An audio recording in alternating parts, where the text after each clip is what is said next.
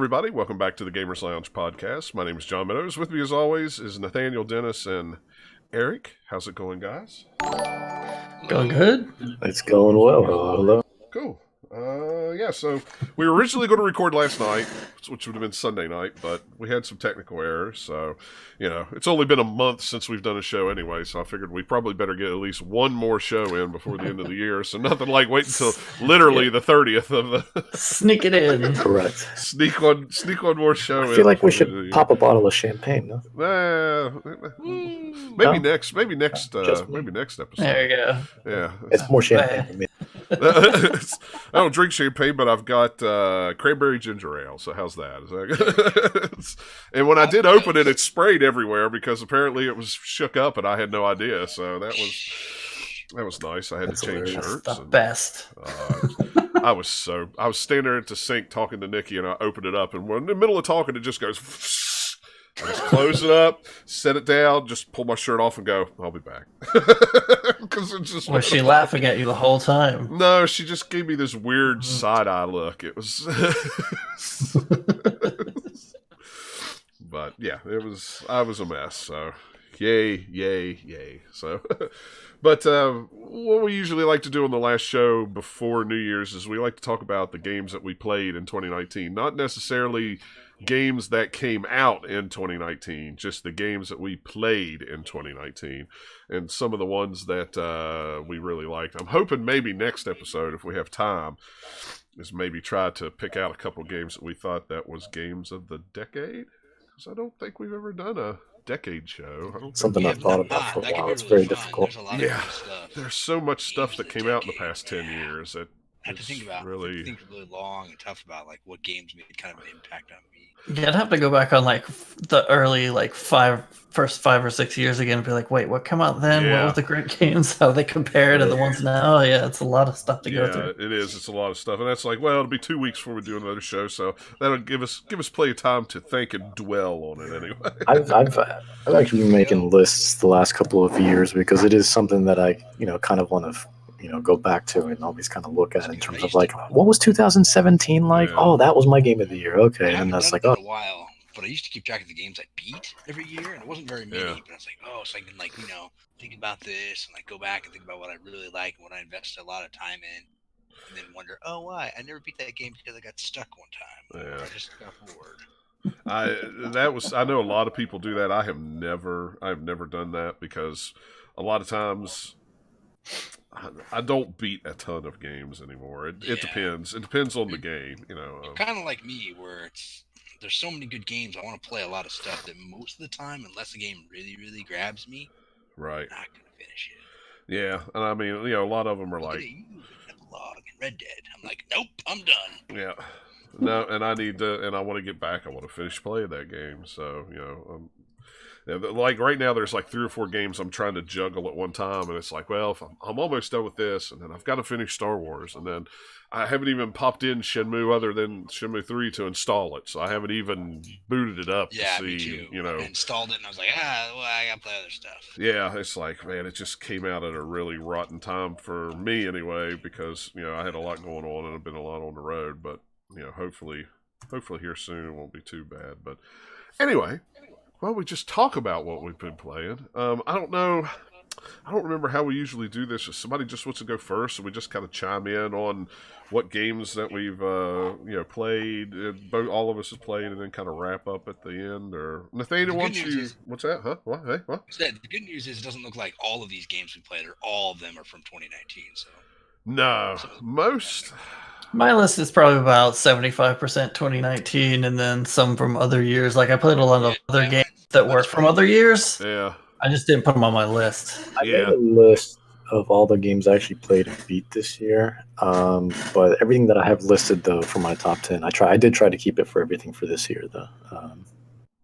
Yeah, sometimes it's hard because especially with me, my backlog is deep backlog. Yeah, true. Especially when Nintendo sent out that email, the other day with, this is how many hours you've played. This is how many games that you bought this year. And I went, I bought 93 Switch games this year, and I played 92 hours. Okay, that sounds about right. Yeah,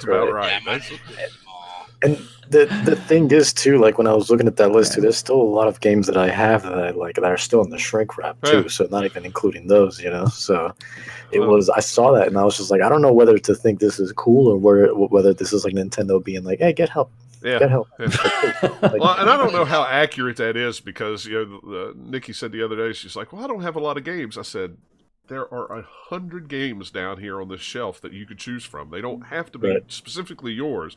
I don't carry all those games with me at one time. I only carry like 4. So it's like, So then I went down and I like, okay, let me count. And I was just like, holy crap, there's like 110 games down here. How did I buy? When did I buy all these games? When did I buy all this stuff? Yeah. Well, and a lot of Well, bad things is this is on sale. Let me just grab it. Oh, I'll put it on the shelf. I'll play it eventually. It's like, and I do that crap all the time with games, and but I guess that's how you amass a collection.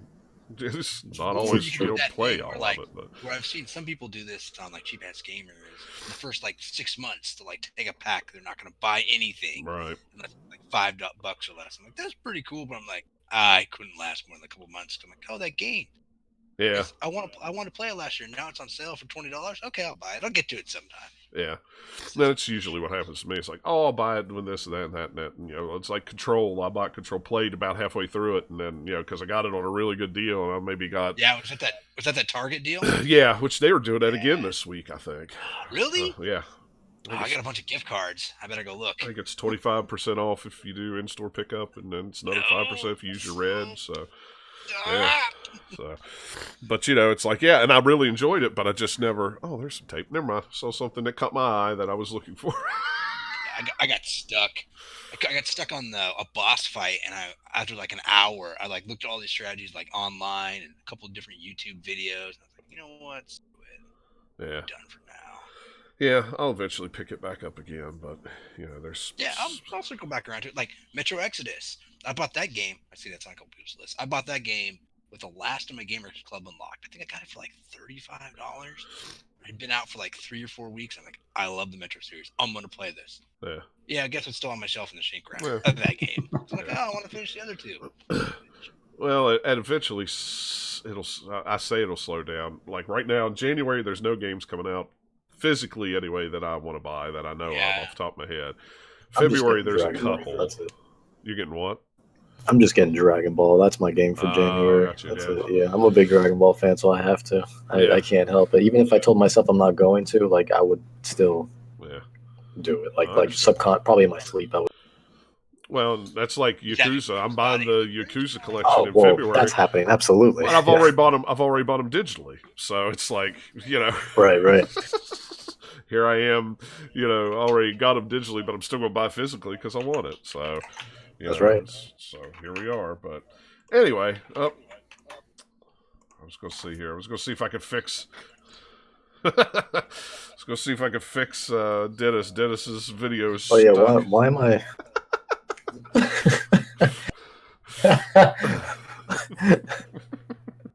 I can't fix it. I don't know if it's on my end or your end, but that's all right. If you get it fixed, it'll work. I mean, I'm excited for Cyberpunk. No, it's not on me. It looks fine here. It's just on the Cyberpunk is on definitely Twitch. my jam. I can't wait to play that.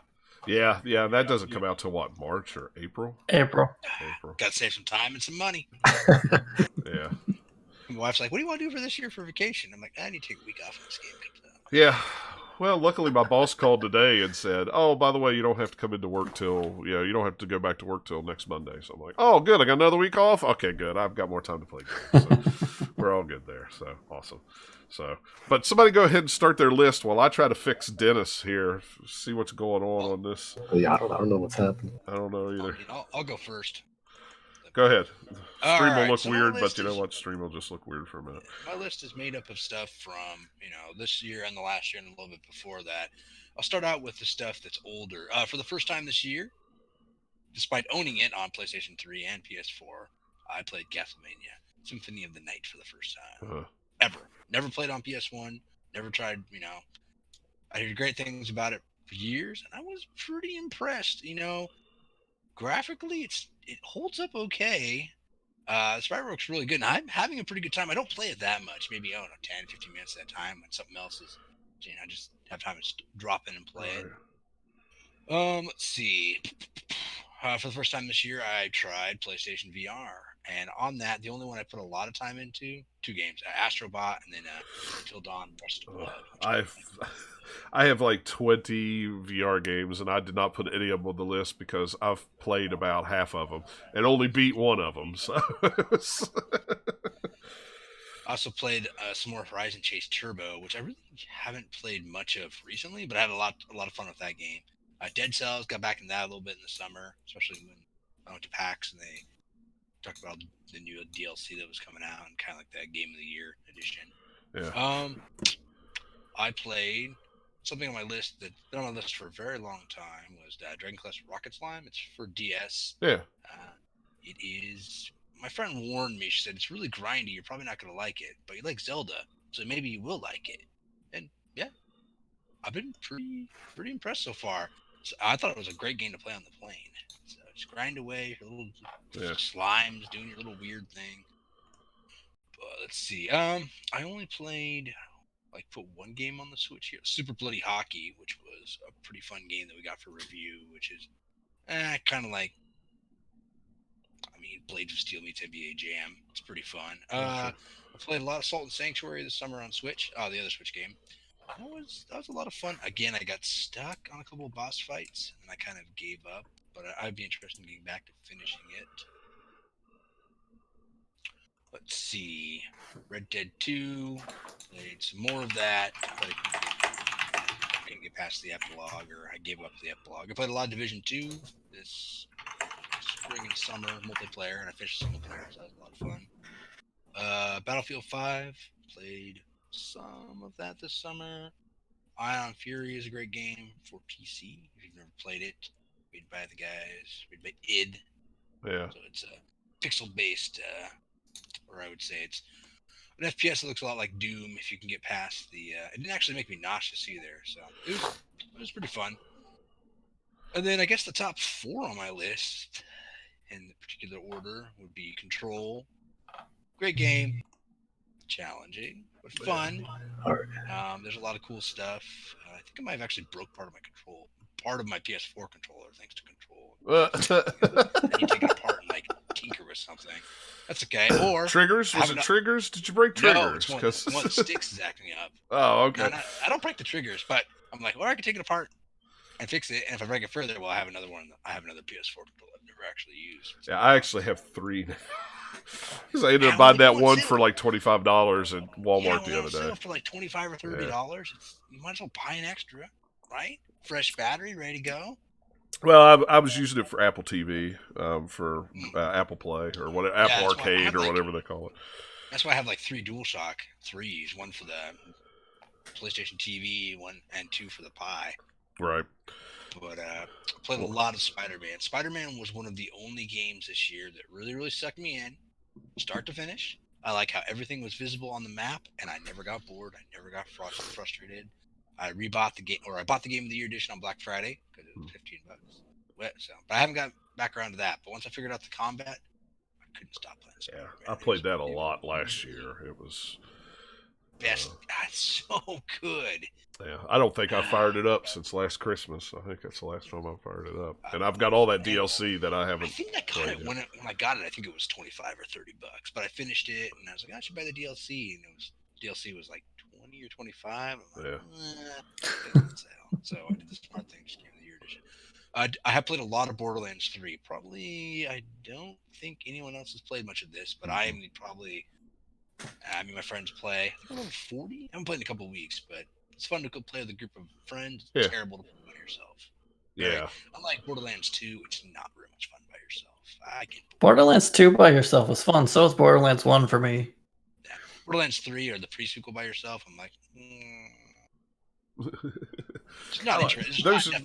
Those are the games I like to play with friends, though. Is Borderlands. Oh, they're way better with friends for sure. Or I like to play. That's why I haven't played Gears 5 yet, because I like to play Gears. I like to play the Gears games co-op with friends, and haven't had time to get together with anybody to play through the campaign. Yeah. Outer Worlds is the last one on my list. That if I had to pick a game of the year, it would come between that and Spider-Man. And Outer Worlds, I've only opened it this weekend. I already put like 15 hours into it. Yeah. I'm having such a good time. It is Fallout 3, New Vegas, everything I wanted, more colorful, and I can do whatever I want pretty much. Yeah, I like Outer Worlds a lot. I'm probably somehow it was one of those games that I went, I'm not going to do all the side quests. I'm just going to go through the main quest, get it over with, so I can move on to something else. And I literally spent like 7 hours on one planet the other day doing all the side quests. It was like, I think it was Monarch. The planet's big. Yeah, that was just there were so many quests to do on that planet, and then all the side quests are really good too. Yeah. Like the writing in that game makes everything worth doing. Interesting dialogue, and there's so much fun. Different, there's a play style for everybody. You can be like smart and just use dialogue and science to get through everything. You can be like me and steal from everybody, and then try to straddle the gray area. Don't be too good. See, I haven't done it. I've been pretty straight and narrow, and I get high ranking with these people, high ranking for these people, and then you get to the point where you have to choose between this or that, and then I'm like, crap, I don't want to, or I want to do it this. Like I got to one part and I wanted to go help them, but I couldn't because I'm guessing my wasn't high enough, or I did something to drop my regular. So I was like, well, just gonna screw them over. With the companions and like the side quests, a little bit of like Mass Effect 2. That's when I kept thinking I was playing. I'm like, that's really interesting because you're trying to do stuff. And I know that like New Vegas and Fallout 3 had some companion quests, but this is way more like in depth and stuff. Yeah, it's kind of like they took New Vegas and then smushed in a lot of the companion quest type stuff from the Mass Effect series, except not quite as deep. Yeah. But still pretty deep, especially for a couple of the characters. Some really good, fun quest lines. Like for like $30 or $35 since Black Friday, and I think at one time it even might have gotten below $30. You should at $30, you should just pick it up. Yeah, I mean it's so good that I don't regret paying full price for it, even though I could have done Game Pass to get it. Yeah, and that's what I did. I did Game Pass to get it, but I would have been more than happy to pay, $60 or whatever the asking price was when it came out. I'm more than happy to pay for it. So, just happened to be that I've still had GameFly. I had Game Pass, so it was like, that's just one less game right now I won't have to buy. Yeah. Or buy it on sale just to have a physical copy of it, when it's real cheap, just to say, hey, I got it. So, but yeah, so. I do like Outer Worlds. That's it for you? Man, yep. You went through that. You went through that list pretty fast, but I was busy with trying to get Dennis squared around, so I must have missed some of them because I had Control. I did play a lot of Division 2. I had not finished it. I was playing with the guys, and then I got busy with work, and then they kept playing. So by the time I came back, they were like done and way up here, and I was still way back there. So I haven't finished everything with it yet. So, but looking through, Super Horizon or Horizon Chase Turbo was really good. That's why I put one of the other games on my list. Fun to play, like you just like the music and the driving. I'm like, yeah. And there's been some DLC come out for that here recently, so to try out. So. All right. I wish I would have gotten the physical version of that. Yeah, I wanted to get it too on the Switch. I never did. It was one of the small companies, right? Yeah, but you could get it on Amazon. Amazon had it. It's still on my wish list, but all right. Go ahead, Nathaniel. You could go next. I actually ranked mine out because you did. I like doing that. I was going to say, so is that your final ranking there? Your 1 through I ranked mine too. 15. So that's your final ranking. Yeah. And most of these are from 2019. There's a few on there that are not from 2019 that I also included that I played for the first time this year, so it's like new to me. Right. Yeah, but I listed out like 15 is what I ended up with after narrowing down a little bit. So I'll start from the bottom, move up. Children of Morta is like the number 15 on my list. That game was a lot of fun. I have heard a lot about that. It sounds really, really cool. I've yet to pick it up. Yeah, I talked about it on the show before. It's kind of got a fun narrative aspect to it where it's got some voiceover in between your runs because it's a roguelite. So you're going into these dungeons, and then when you die, you come back out, but there's some stuff where you can keep your progression and give you a better chance the next time you go through. And you have your different characters that you unlock as you go through, and they each have different abilities. So it's just a very good version of a roguelite. Yeah. So if you like those kind of games, you should definitely check out Children of Morta. It's a lot of fun. Yeah, it's on my list. Yeah. Then moving up to 14 was Wargroove. We played that earlier in the year. That game was a lot of Yeah, fun. we actually talked about that on the show. Yep. I've been wanting to play that. I have that. I think that's on. I played that's it on like a Game little Pass as bit, well. but I never got back to it. It is on Game Pass. If you want it on PC, I believe I still have a extra PC code. Ooh, look I at think that. when we were doing our review earlier in the year for this, I ended up with a PC code and I just bought it on Switch because Yeah. it's really fun to play on the Switch. Yeah, it really is. Yeah. Yeah, so I have it in two places. I've played it mostly on the Switch. I played a little on the PC. Yeah. But yeah, it's got that fun kind of cartoony art style to it. And it's got a nice sense of humor to it that's really fun in all the different cutscenes, but also just the gameplay, the strategic gameplay is really, really good. It's a lot of fun. I don't think I ever finished it. I should go back and finish. I think I'm maybe Yeah, running two-thirds of the way through. I got pretty deep, but that's what like kept me going. Mhm. Yeah. it's definitely that's how they were kind of selling that game. Yeah. I ended up buying it physically, even though they sent us codes for I ended up buying it on Switch because they had some deluxe version with the soundtrack and a manual, which was more like a guidebook. It was really, really cool. So it was worth picking up just to have. Yeah. My next game up is Cadence of Hyrule. Yeah, that's a good one. Oh That game yeah, is I really played that at good. PAX. I was kind of interested, even though I was terrible at it. I like it because it's Zelda. I like it because it's Crypt of the Necro Dancer, and those two things mushed together it just work perfectly. It's kind of like Crypt of the Necro Dancer, except less difficult, but a bit more difficult than what like a Zelda game typically is. Right. Especially if you're not into the rhythm play that it kind of gets. If you can keep a beat and you're moving around, it's not that difficult to do Right. for the most part. Except some of the bosses got a little bit difficult, but nothing insane. But just the music in that game is what makes it worth playing. That and the art's really good too. Yeah, it really is. I actually have it on Switch too, and I've only played this much of it. But what I played of it, I really, really like. Yeah, it's like, hey, look what happens when Nintendo lets other people play with their properties. We've Yeah, I had know, some right? other examples. This is just the latest one of it because we had like the Rabbids game, Yeah. and That one was a good this one. one is like, do it more often, guys. 'Cause really cool stuff that's come out of it. I still always point at Starlink too, being the best, Star Fox game never made. Yeah. Yeah, those Starlink, those Fox Yeah. missions in Starlink were really great, and you could play the whole game as Fox. But That's right. Oh, that's that's what I did. It was I did amazing. too. Yeah, and it was like, yep, this is the best Star Fox game I've played. So,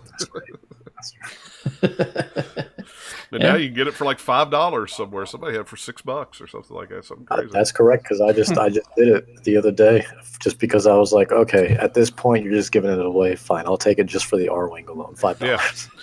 Yeah. Well, and that's like I ended up buying all the ships. GameStop had them on clearance they were like 80% off or something stupid. I think I paid like $3 a ship or something like that Right. just to have them. It was like I don't even need them because I bought it all digitally instead of buying. That's the thing, toys, yeah, but- because the digital deluxe edition gives you everything. You don't need the Yeah. toys or anything, but it was just like it's nice to have. And if you're giving it away at that point, it's like, yeah, sure, it's I'll like, take it. why not? I'll take it just to have these cool little spaceships sitting around the room. Right. So, of course, now I don't know where I'm going to put them, but that's beside the point. Oh yeah, they're still in the boxes because I'm like, I don't know where to put you right now. Anyway, sorry, got away from what Nathaniel was talking Yeah. about there. Then we got an older game for my number 12 spot, Metal Gear Solid 5, The Phantom Pain. Yeah. That game, I have my issues with it, but overall, it's still like I played a ton of time in that game, just sneaking around the desert, I just think I getting got into either bases and stuck or stuff. bored. But it was one of those games. Well, I think I got stuck, and I got distracted by other games. Not bored because I was interested in the game, interested in the story. It's one of those games where I got the smoking good deal on it, like right after it came out.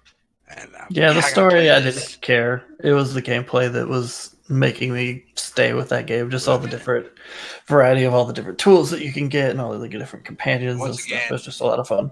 With Metal Gear, I had no idea what was going on. Just like in 4, because 4 was the first one I played, and I was like, so I know who the Snake guy is, but I don't know anything else. I'm staying, I mean, right? No. To be fair, you could be super steeped in Metal Gear lore and Yeah. play a Metal Gear game and still be like, I don't know what half is. I don't know going on right now until you like go delve into wikis later and all the other stuff that everybody analyzes it, and you're like, okay, now I think I know what's going on. And even then, you're not 100% sure if you know what's going on. Yeah, you're like, wait, who's a clone? Who's not a clone? Yeah, it's crazy. I need someone just to break it down for me, the whole thing, point A to point B. So number 11 on my list was Metro Exodus. That game was really, really good. Yeah. Like, and I played through the first two games before going into this one, and the jump between those is insane. Just like graphically, gameplay wise. Pretty much the only thing that it didn't really improve is the voiceover. The accents are still pretty terrible, but it's still a really, really fun game. Like all the stuff that they had in there with the open areas and stuff, just that series needed to kind of step forward from being kind of the linear corridor thing, but it still kept everything about it that's Metro, because it still has a lot of these fun underground areas that you're going through and all the crazy mutants and stuff. Right. Game's really good. Now, did you play it on a S or you have an X? Do you have an I have an X. X. Okay. That's yeah, it came because I got the Metro Exodus edition when I bought my Xbox earlier this year. That's what I thought. And I could not remember if it was an S or if you got the X. So, yeah. Yeah, I was like, well, I spent all this money on a big TV. Might as well spend the little extra to get the X on it, too. Exactly. Yeah, absolutely. So yeah, that game looks gorgeous with like the HDR on it and everything. It's one of the best looking games on any console or PC or anything. It's got like the lighting system in that game is what makes it a lot. Like all the rest of it, detail wise, is great too. But the lighting in that game, even without the HDR, would be really, really good. Yeah. And I think that's part of what makes many games stand out. Is if they have a really great lighting system, it looks so much better than if it's just, like, okay. Right. That's right. Yeah. It's kind of that extra icing on the top that makes all those polygons that you have like look prettier. Yep, you're right. Absolutely right. But yeah, especially in that game though, it's really noticeable because you have a lot of like high contrast where you're in a dark area with like a bright light or bright glowing objects, so the HDR and everything really makes it pop. Right. Let's see. Number 10 on my list is another like older game by a year. I think it was 2018 it came out, but Thronebreaker, the Witcher single player RPG that's based on game, Gwent right? cards. Yes. Oh yeah. It's not the Gwent game, but it has kind of a similar system that they've kind of played with it. And the most impressive thing with that is like every single encounter in that game is done by the cards, and yet every single one is different. Right. So they put enough little like weird spins on the rules or just different units that you get at different times throughout the game that it's always feeling different. It never felt repetitive, and that was like surprising to me. Plus the story is really, really good, like well told. Yeah. And it's mostly just like 2D art and some speech balloons and some voiceover and stuff in there, but it's not on really, Switch, is it? really good. I don't think Thronebreaker is on Switch. Because I feel like that game would be a good fit, if anything, for Switch. It would be difficult to get it to run on Switch well. They would have to like put a lot of work into it. They could do it. I mean, you got Witcher 3 working on there, so why not this? Sure. It's very heavy on the art, and it's got a lot of animations and stuff in it too. So it's just. Okay. I haven't looked too much into it, so I didn't know it was that like complex. I mean, it's like on the surface, it's not, but it's just got enough going in there that with the details and all the animations and some of the cards are animated and all that stuff adds up. I think that you could do a Switch version. It would just, you have to put the work in to do it. Yeah. I guess. Which, who knows? Maybe they are. You never know. Yeah, never know. They could. Look what they did with The Witcher. Yeah, I know, right? Anyway, Which apparently Witcher 3 is one of the most played games on Steam again, to where it's been played more than launch day. Yeah, that's right. That's crazy. Because of like the series and all that stuff, like bringing Witcher up in everybody's mind again. They were almost like, at 94,000, I think, was the peak almost. Yeah, that's crazy. Yeah. It's like, hey, it had a big launch and it's still more than launch. Sure, why not? That game it reminds me a lot of like GTA 5, where it just doesn't stop selling no matter what. Yeah, people just buy it. Yeah, and it's doing it without having the multiplayer stuff that GTA 5 has to kind of keep people coming into it. This is just like, Witcher 3 is a really great game. You should play it. Oh, hey, I've heard about this game. It's $15 on sale now. I'll buy it and play it. I knew people get it that way. Big edition too. Yeah. Did you watch? I guess you've probably already watched the entire series. Oh yeah, I watched all the Witcher Netflix thing. It's great. I've only watched the extra first great. episode. it's extra great if you've read the short stories because it's kind of based on the short stories for this season, or at least some of them. Yeah. So like The Last Wish is an episode, and then some other ones from, all of the. I don't know if it's both short story Not collections really or not, stories. because there's only 8 episodes, so it's not every single one. But there's Right. definitely several episodes where I'm like, yep, most of that is that short story, most of that is that one, and it does a lot of kind of jumping around in time, and also jumping around in time between different characters' storylines that they're intercutting. So like this character is having something going on, and then you cut to a scene over here where it's Geralt, and they're not simultaneous. Right. Yeah. I'd like. But if you hadn't read them, you might not notice it until like later on. You're like, oh, okay, that's something they showed me in the first episode, but this is before it because hey, that the first episode, that kingdom is on fire, and here we're back in it again. So this is before. See, I only watched the first episode the other night. Yeah. I scoped it out because Nikki kind of doesn't like some of the gory. She likes that kind of setting, but she doesn't like the gore and the blood. So I was like, well, let me watch the first episode and then go. Let's see if she'll like it. No, she won't like it. No, it's very much dark fantasy, Yeah. and it's just as bloody and everything as like a Game of Thrones or something. And would be. Like it doesn't shy away from it. And I've never read the books or the short stories or anything, but I did Yeah. find out they're all available on audio or Audible. So it's like, oh, well, there's my next 8 months Yeah, of I Audible think to listen to while I'm in the car. All of the books are translated to English now, I think, from what I know of, unless there was like one more short story collection that they haven't translated yet. But I have the 2 short stories and the 5 novels or whatever, they're the main ones, and I've read through all of those, and they're all really good. Yeah. They're all very different than most other kind of fantasy stuff too. It's different even than the games. The games have kind of a different feel. They have a comic book series on The Witcher as well, and I've read that, but I haven't read any of the short stories. The comics are actually pretty good. And So you've got kind of like the short stories that they kind of just like set up a lot of the characters, and it's just fun short stories with them, and they happen throughout a certain period of time. And then you hit like the 5 novels that are more traditional novels, and they're after all of those. And then you have the video games that are kind of like a sequel to all of the books, almost. So, yep, I need to check out the books, and I need to finish watching the series. It sounds like something that'll be nice to watch when I'm in the hotel on the road. Man, they got a really good person to play Yennefer, and then like Henry Cavill pulls some of the stuff from the games as far as just like mannerisms, or he does the little like thing that Geralt does in the games all the time. He does that a lot in the show. And he sounds. You guys see that video of him like when he was asked PlayStation or Xbox? And he said PC. You see that? Yeah, and like the instant reaction of that to his face, like, why would you ask me why'd that you ask question? that play on PC? Well, he's a World of Warcraft player for starters, so you know he's going to play on the PC. So it's like somebody asking that question, when they ask that question, like somebody does not know this guy, because it's like even I knew the answer to that question. It's really cool that he got into the character and everything. Yeah, It's I really mean, I that thought he did all that sounded a time. lot like the dude that did the game. I thought he sounded a lot like him. He's similar enough that he pulled some, characteristics with the grit in his voice. Yeah, but it's not exactly. It's like it's Geralt. Like if only you had the games, or even if you'd only read the books, you'd be like, "This is Geralt." Yeah, and I appreciated that, which I know a lot of people worried about that. So the one fun thing about the show is they have Dandelion in it, but they don't have him as Dandelion. It's Jaskier, because that's his original name in the Polish version. Yeah. But when they translate to English, it's Dandelion for whatever reason when they localized it, and he's the only character that they kept. Like that's changed between, because like Geralt is Geralt and Yennefer is Yennefer. So like why they decided to translate it that way, who knows? But they went with that for the show, which he's still the same character. It doesn't matter what his name is. Yeah, really.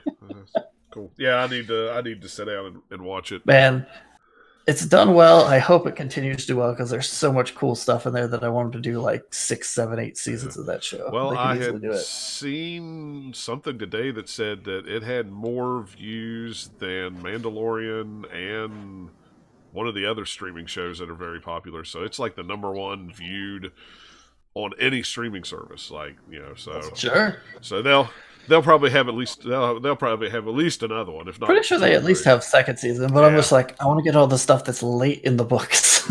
Yeah, because there's some really cool stuff there. All right, anyway, back to video games. After a little tangent there, number 9 on my list is Astral Chain. Yep, that was on my list too. because buy Platinum that. Games, they know how to make action games, They man. really do. Yeah. It's very much like playing just through an anime because you have like it's divided by kind of like episodes, Yep. and it has very anime storylines. The way that the characters go, but the gameplay is definitely what pulled me in and kept me with that game. And it was surprising because I was thinking it was just like going to be an action game, but it has all the cool detective stuff and all the stuff when you're not doing combat in it too. It was like made it better, I think, than if it was straight up like Bayonetta or something that's just combat. Right. Yeah, I like that game a lot. It's very, very fun. Yeah, it's like a really good looking game for the Switch too. It's like I don't know how they packed that much in there, but they did a good job with it. Yep. Although with every Switch game, I'm like, what would this look like if they put it on the other consoles?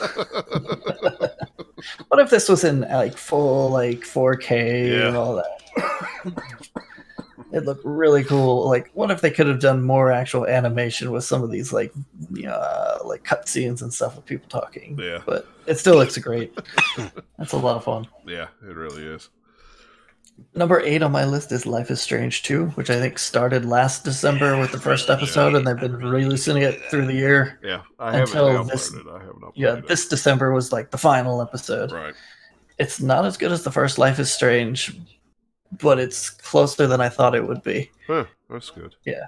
The thing I think that for me holds it back is it's not a story set in one place so that you have characters that stay with you. It's all the road trippy things. So you have each episode has kind of its set of characters and then they're pretty much gone. Gotcha. Like some of them do show up a little bit over the a couple of episodes, or you might find hey, here's a letter from one character that you met before, that kind of thing. But the only characters that really are there the whole time are the two brothers. That's the kind of story they were wanting to tell, and they did a really good job with it. It's got some cool twists and turns to it, and I don't know, it's just really, really well done. Makes me want to see a remastered version of the first Life is Strange at this engine because it looks so good. Yeah, I can only imagine what that would be like. I really liked Life is Strange, and I had no idea it was on Game Pass. So the other day I was all 5 episodes are on Game Pass. So I was like, let me just add that to the download. So. Yeah. I think the thing with this one is they will definitely put some more polygons and stuff into it, but also just the way that they do the lighting, and then also they have motion capture in this game that helps all the characters feel a little more lifelike, which I don't think they had in Life is Strange, or if they did, it just wasn't quite as sophisticated. But yeah, there's some really, really, really good characters in there. I think my favorite episode is the third one. It's if you've played through it, you'll know which one that is. It's the one where they're in the middle of the woods with some other characters. I'm trying to be very, very vague because kind of part of the fun of this is the surprises of where it kind of ends up and what characters you meet along the way, that kind of stuff. Yeah. Makes it a lot more fun than if you're told, you're going to meet this, this, and this. It might take some of the fun out of it. But interestingly, the first Life is Strange, episode 3, was my favorite of that one, season. Do I need to finish the first which Life one is is Strange before I can play this one? Has nothing to do with it. If you've played the first Life is Strange, there are some Easter eggs about the first Life is Strange, but only few and far between. There's some stuff in kind of the end of the first episode, and then there's stuff in episode 5.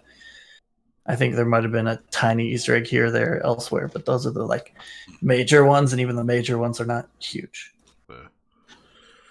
That was my understanding. It's did I finish Life? I think I did. Yeah, it's been so long since I played it. I'm pretty sure I finished it. I played the crap out of it. The first Life is Strange. I'm trying to remember what episode 3 was now because it's been a while since I played it. 3, I just remember it so well just because of how much it just destroyed me compared to all the other episodes. I don't know how to say it without, because I feel like there's a lot of things in there that happen that are pretty significant. Yeah. But if you look up the synopsis or something, I think it'll probably come to you if you've played the first season. But episode 3, the ending, especially the ending, I was ruined for at least I couldn't play games at all for 3 or 4 days because I was just just such a wreck. And it was crazy. It was crazy. So it just kind of it just really stuck with me. And but honestly, I love season 1 just as a whole, and I haven't played season 2 yet because I wanted to wait till it finished. So now it's good to know that it's done and it's all on Game Pass. So Yeah. I'm gonna download it now.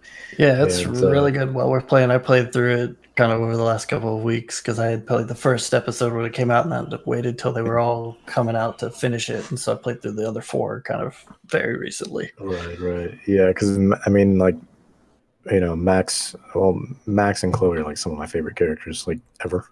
So and just Life is Yeah. Strange as a whole is just so compelling to me. So I'm really excited to jump into this. Yeah, this one doesn't quite get to that level of where like I love Max and Chloe like way more, and then even some of the side characters in there probably way more than this game, except for some of the characters in the 3rd episode, Right. probably. But the 2 brothers that are the main ones are pretty close, like because they're in the whole run of it and they develop their relationship the whole way, and it's Sure. kind of like a different feeling than like 2 best friends or whatever in the first one who are estranged and maybe get back together and maybe like each other or not, depending on what choices you make. This one is a lot more of like older brother trying to raise the younger brother through all these crazy situations that they're in. Right. Now, quick question though: how does it compare to? I mean, granted, it's much shorter, but like compared to Before the Storm, how's it kind of sit? I really liked Before the Storm. It did some cool things in there, like some interesting stuff. It wasn't as good as just Life is Strange, but this I would say is better than Before the Storm. Okay. Yeah, because it's Don't Not Doing It Again, which Before the That's Storm true. Yeah. was I forget what the studio was, and I don't know. Before the Storm also had just the weird voice actor weirdness with it. Yeah, because Ashley Birch didn't come back, They right? couldn't get her in it Yeah. because of like the Strike at the time. Yeah, SAG-AFTRA strike, the strike in my head, and it's like, okay, well, that's kind of sucks, but it's still they managed to make it work better than I would have expected. Right. But she is nowhere near as good as Ashley. Ashley Birch just inhabits that character so much through that you just can't match it. Didn't she help at least write or at least kind of give advice to She the did person? help behind the scenes some. I don't remember how in depth that was, but yeah. Well, it just makes you want to play it more. I just really got to get Yeah, into it. like all of them are worth playing. Like I think I got they're really good episode games. 2 of the first one, and then it was on PlayStation Plus, and I'm like, oh yeah, woo. But I should definitely buy the second one. Yeah, it's worth a playthrough. Like Life is Strange is one of my favorite games. Talking about like of the decade, like it would rank up there. Well, I guess you'll have to put it up there on that big list. Yeah, I put my there as well for sure. Oh, I know game I'm going to put on. I'm thinking about adventure games. Now. It's just Walking Dead. Yeah, it's just like video games you don't normally think of as pulling emotions out of you. That game just like there's sometimes it just puts you through the ringer. And Yeah, it's just, it really oh my did. goodness. Like sometimes a game might make you laugh or make you feel like super empowered or like, oh, I'm a badass, but it's a lot less often that it's just like really gets to you on a core emotional level of just like I feel so much for these characters, man, that you're making me cry. Yeah. Episode 3, I'm telling Yeah, I looked it up. I know which one you're talking about now. I'm like, yep. Moving up my list is another game that did not come out in 2019 technically, and yet it did. It was Red Dead Redemption 2 because I was playing it when it came out on PC. Right. I played it a little. I played it before a bit on PlayStation when it came out, maybe 10 hours or something. I don't remember. It might not have been that long. Played it a lot more on PC now. Game's really, really good. Yep. It had a lot of stupid bugs when it came out, and I have yet to try and play it again because every time for about 2 or 3 times in a row when I was trying to boot it up to play, I had this weird save game issue Yeah, I remember you talking where I had about to do a weird workaround to get it to load into my game because it would load and then would just like freeze as soon as it loaded into the engine. But if you take the save games out of the file and load it in a new game, put them back into the folder while the game's running, and then load the save game, then it works. It's like, it makes weird. total sense.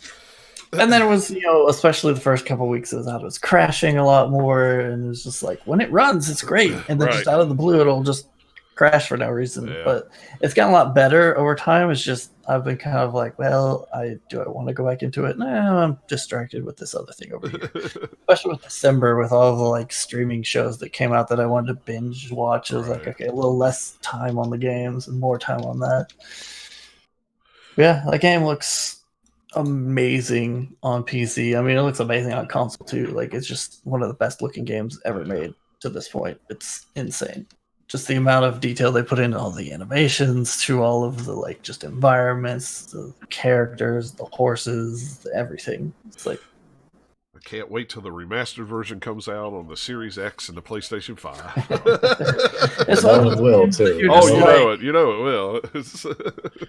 It's just like, you must have been insane trying to make this game. Like, just the ambition and scope of Yeah. it, and just like how good it is, and how much you see that they packed in everywhere. You're just like, how in the world did they even make this game, even if they started right after the first one came Yeah. out? Like, That's great. blows your mind. And then you're like, Well, man, they must I have think- like ground some people in the dirt trying to make this game. Yeah. Like, I hope the working conditions weren't too terrible, because I mean, I think about that about Witcher 3 all the time too, where it's just like, I don't understand. It's a technical feat, really, how they got those games to run. Really, Yeah. the amount of detail and stuff like that that's in there, and it's insane. Really, it's a technical then- feat to me. yeah, Red Dead Redemption 2 has a really beautiful world, and yet I still think The Witcher 3 is the most immersive, like, big open world Yeah. game like that, because of the weather. Like, everyone screws up Oh, the the weather. weather's They just beautiful. put like a tiny bit of sway in trees at most as a canned thing, but like Witcher, it changes all the time. It has strong winds, so like stuff moves a lot. And going back to it now, you can like, okay, I can look at and see a bit of it, how dated it looks on some of this, but it's still really, really good. They just did a great job on like all I still maintain though, best Atmosphere. clouds ever are in Forza. Forza has the best clouds I've ever seen. Oh, yeah, you're Just- not kidding. The reflection on them cars, oh my gosh. It's I don't know what it is To about see the the- clouds and Forza. I'd have to boot but it again, but I'm gonna say clouds in Assassin's Creed Odyssey beat Honestly, really. You know what? I never paid that close attention at all. it because they Yeah, I are didn't really, really look really up good. too much. Yeah. I never- Also, Red Dead Redemption 2, not a slouch in the cloud department. No. Plenty of God rays coming That'll be in. our- I mean, we'll see. Be our Look, game, we'll- cloud game of the we'll- year. Yes. we'll see what happens when Microsoft Flight Simulator comes out next year, because I think that's going to be a game changer. Yeah, I think that. I don't know. That game looks really good. I'm not sure what they're going to do with the clouds necessarily. It's a lot more about look what the ground and stuff looks like. But yeah, that game does. It looks It's a good. true It's not for simulator. me, I'm trying but to it looks feel. good. I'm trying to feel that I want to be scared. Driving through thunderstorms, or sorry, Through flying that, through. that fog, and those little Right. clouds, and yeah. Next thing you know, you crash in some neighbor.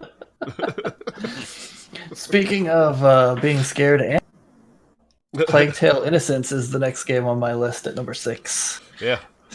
I'm not finished with it yet, and it might bump up if I had played more of it. I'm maybe a third of the way to halfway through. I need to look up to see how many total chapters there are. I might be not as far as I think. I don't know. I've heard a lot of good But, things about it. That game is so good. It's so good. Like, it boots up and you start in it and you're just like, wow, this looks really, really gorgeous. Like, the environments are great, the characters are great, and just kind of the interaction at the beginning of the game is really cool, and then it just gets even better and better as you go. And that game, at least so far, is really, really good at ratcheting up the tension, because of mechanically you're tugging your little brother along the whole time, Right. and you can't just like leave him anywhere and he'll be safe. And like, no, you pretty much have to tug him. If you leave him alone too long, he'll start like screaming or whatever, and he does not want to be alone. And then there's like soldiers after you trying to find you. There's like plague rats swarms that are everywhere. Like, that game is just like super intense once you get past the kind of like prologue part where it's like, oh hey, look at this cool idyllic world. It's like, I think the 1400s or something in France is where it's set, and it's all got like the plague going on. And so you go through like the intro section, like, oh, this is nice and calm, and then like people start coming after you, and like ever since after that, you're just like on this like chase of just like, oh crap, I'm out of this thing into this other thing. Oh, now these people are trying to get me. Oh, now we're down here in this like crypts where these rats are. And those sections are like, if you look at them just kind of mechanically, they're puzzle sections where you're like, okay, we have to get from here to there. There's all these rats in the way, and there's Right. like, they're afraid of light, so if we do this, then we can get them. But oh, we can't light this thing on fire unless we like knock this thing down with your slingshot. But just the creepiness of the rats, because they have these like glowing red eyes, and they're just like thousands of them swarming everywhere, and it's just like so creepy. So you're just like, ah, don't touch me, get away. It's very much a game of like, oh crap, I've got to get away. That's kind of how you could sum it up for at least the first part. It's like once you get going, it's like something's chasing you or is about to find you at any second. So it's always kind of intense feeling. Such a beautiful and unique game, though. Dennis, Yeah, and the you storytelling reviewed is that, really right? good. Okay, I thought you What was that? you reviewed that for the site, didn't you? I did, Okay. yeah. That was hands down. I think one of the best reviews I've done this year for sure. I mean, it was just such an amazing game, and I couldn't praise that game enough. I mean, really, it's on my personal top 10 as well. So It's similar to Life is Strange 2 in that it's exploring the relationship between an older sibling and a younger sibling. Except this one is much more intense because it's just a different kind of a game. So there's a lot of stealth sections, and then there's a lot of, oh crap, just run away sections. Right. And some of it's kind of linear, but I don't know, that doesn't matter for the type of game it is. It's really, really good. It's also really dark and creepy. There's like lots of dead bodies and stuff around because, hey, plague time isn't good for everyone's health. Imagine that. Who'd have thought? Yeah, what? And then, hey, people are going crazy. So they're like, oh, we're going to kill out because we don't want to get sick, and all other stuff that goes along with it. It's just very kind of intense, and just like I could tell it's going to be a crazy ride by the time I actually get completely finished with it. But it was enough that I'm like, it has to go on my list. Cool. Number 5 on my list is a game I played earlier this year. It's an older game, 2018, I think. It finally came out of early access. Is Subnautica. Yep. That game is really good. It's on Game Pass as well, I believe. Quite possibly. Yeah, they have like Below Zero has been in early access for almost a year now too, I think.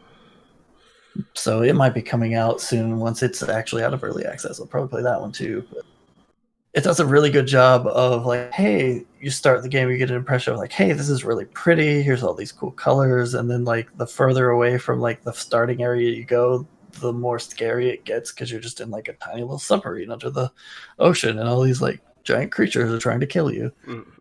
But you have to get them resources to build a better thing so you can go deeper. And yeah, it's kind of fun because it's one of those that you would see tons on like Steam, especially of like survival games, but they have the narrative stuff that they injected into it that makes it like that much cooler. Yes. So you have like both of those together makes it a special game. Yep, it is on Game Pass as well. How convenient. Yeah. I'll add it to my list. Then number 4 on my list is Control. Yep. That game is really, really good. It's still not my favorite Remedy game because I don't do a lot to beat Alan Wake for me because that game is a flawed masterpiece. Yeah. I love Alan Wake so much. It's like, I think it's one of those games that because it has jank in it, it's more special because it's weird and janky than if it was like perfectly, made. Like some of the facial animations on Alan in that game are just like, whoa, you've got weird, creepy face going on, dude. But that game is so good. But Control is like also really, really cool. I'm excited to see when they finally put the DLC out that ties it in with Alan Wake. See how that goes. Yeah. I'm anxious to see that too. Yeah, I mean that game is their best controlling game. Funny enough, like that they've ever done. It's almost like Quantum Break, except we did it good this time because Quantum Break to me, like the gameplay wise, felt a little bit slow and clunky. Yeah. A little bit, and this one was just like it's smooth. It's like you're doing stuff all like one action to another, and it all meshes together really well. And you can like throw things at someone and shoot them, and like move from action to action without feeling like you're hobbled by anything. Whereas, Quantum Break is like, hey, you have all these cool superpowers, but they're a little hard to kind of string together and use and, manipulate the battlefield or whatnot. So it's almost like they took another stab at kind of the same thing with, twisting it a little bit more. But I liked Quantum Break. I got about I did too. halfway. I never did I've finish not played it, though. but I got super about cheap. halfway It's through sitting it. So. on I did finish Quantum Break. PC. Yeah, I think about it through the Windows Store. probably. Yeah. Dirt cheap after it came out. Yep, that's my problem. Hey, it's a good game. I should buy it. Well, and I'd got my Xbox One after that game had come out. So like that was one of the first games I got for the Xbox One. I was like, oh, now I got an Xbox One. Let me pick this up. Yeah, Control's really, really good at like atmosphere. It's really good at like superpowers and all that stuff. What it's bad at is telling a main story, and what it's good at is telling all the side quests that are way better than the main story part. And all of the cool boss fights are on the side quests. Yeah. Like the main quest, all you get are just kind of the like cookie cutter, boring boss fights versus kind of like characters kind of like you or something like humanoids. Whereas like all the cool, crazy boss fights are the ones that you remember are all off on side quests. Yeah. So like there's like the mirror universe. There's like all sorts of other weird stuff in there that like, man, if you don't go off the beaten path, you're never gonna see it. Yeah. I was like, they could have done a better job of like if putting some of that stuff in the main path. If everyone's just gonna run that and not want to do the side stuff, they still could see it because you would have a very different impression of the game if you just went straight through. Right. Yeah. Without taking any of the side hallways. But yeah, like I don't know, it's again flawed, but really, really fun, really good game. Yeah. Remedy is one of my favorite studios because they just do unique stuff compared to everybody else. Yeah, absolutely. That's what I like about them too. Number 3, flawed video game, perfect Star Wars is Star Wars Jedi Fallen Order. Yeah. Like it's a really great Star Wars story. There's really cool Star Wars lore stuff in there. You get lightsabers and force powers and all that. Like there's some frustrating moments in the gameplay or with just like some weird difficulty spikes that you're like, whoa, why? Yeah. Why did you do that here? I don't know. Because we felt like it. Video games. But no, just the story in that game and the characters in that game are so good. They're like some of my favorite Star Wars characters that we've had since like the original trilogy. Myself, really good. To play it. Yeah. Like it's really great. Grease the Pilot, I think, is probably my favorite. Like the pilot of your ship. He was hilarious. Yeah, He was he nice was- comedic relief. He was so. And then there's another surly. character. Right. There's another character who shows up that kind of joins you towards the end of the game. She is probably like my second favorite. She's amazing. Yeah. That if and when Jedi Fallen Order Part 2 comes out, whatever that ends up coming, if she's not like a big major part of it, I'll be sad because That's very upsetting considering the time you barely spent really with her. yeah, it's like, oh, hey, well, I mean, like you see her from afar, and it's like, okay, you know what this character is, and then they kind of put a little bit of a twist on it by the time you kind of fully develop it, and then like, oh, okay, this is really cool. The promises of this is really neat. They make use of her a couple times in really cool ways, and then the game is like, man, I want more. And I'm bouncing back between it and Outer Worlds. I'm trying to do both of them at the same time. So I'm maybe a quarter of the way through Fallen Order. Maybe Maybe I'm a little farther. I'm not real sure. Yeah. But what I played of it, I love it. One of the things I know why they didn't do it, but I wish you could change your lightsaber color more than blue green at the start of the game, or at least sooner. Unless you pre-order and get yellow or orange or what, gold or whatever it is. I don't remember what color it was. it's like I could customize my handle ad nauseum, but you can't see that super well during gameplay. You see the laser blade, man. That is Let true. me make it look like a candy cane. Come on, I want that lightsaber. I want it to look like not just like a candy cane. I want it to look like the barber pole where There you it go. moves all the time. That's what I want mine to look like. Oh wait, there we go. If I had a real life saber, I want a double helix. So it Yeah, just there you makes go. all Yeah. sorts of weird cuts if you're See? using it. Yeah. You got to be creative. I mean, you just man. can't have blue or red or green. You got to go, you got to make it different. Yeah, man. All right, number 2 on my list is Outer Worlds. We've talked a lot about Very it. Funny enough. Yeah, we've talked about it quite a bit. Like, I don't know, that game is really good about like making your choices matter and Oh yeah, being a colorful world. It's like, hey, here's how you do a Fallout or Bethesda style RPG, and oh wait, it's not broken. Oh, Crazy how like that suddenly makes the game so much better. But the writing, combat's good. Yeah.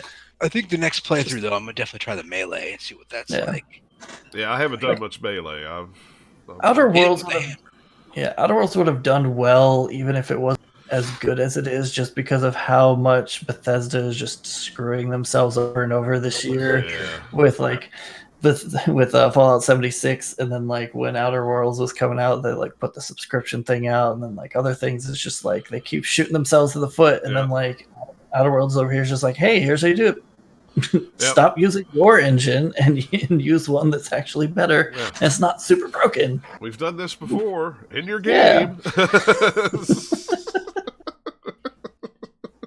Or in your It's world, like, okay, whatever you want hey. to say. It's like, So yeah, sure, maybe the scope is a little smaller technically than some of like the recent Fallout games or Yeah. something. But Yeah. no one cares. It's still a pretty There's big still plenty for me to scope. go Yeah. poke his buildings and explore and stuff. And I'm like, scratches the itch, but I'm not leaving stuff behind. yeah. And there could be an argument that, oh wait, some of the like latest Fallout games are too big because Yeah, there's that's- too much stuff in yeah. there, and it's not as good because they're just big without making it all be good. Yeah, and you might be right about that.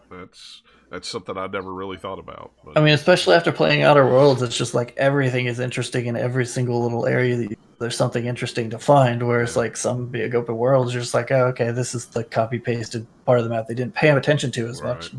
well, and I like big open world games, long games, but I don't need ones that's going to take me 100 hours to beat. You know, and then at the end of it go, where this one's more, you know, you could do it in 20, 30 if you do everything. Actually, you know, I do it a think little more. on the how long to complete or how long to beat this site, I think somebody said you could. The average of the main story was like 14 or 15 hours. So Yeah, very it's- little side. You can it's- just, Yeah. if you just It's- straight gun through it, but but the side missions are where it's at. I mean, that's where. Oh you're- yeah. You're got like I was saying last night. The one decision I had to make, I was not happy about it because I wanted to make the other decision and I couldn't do it. So I was like, well, son of a. I even went back and loaded a save and went, maybe I missed something. Let me try this again. It was, what?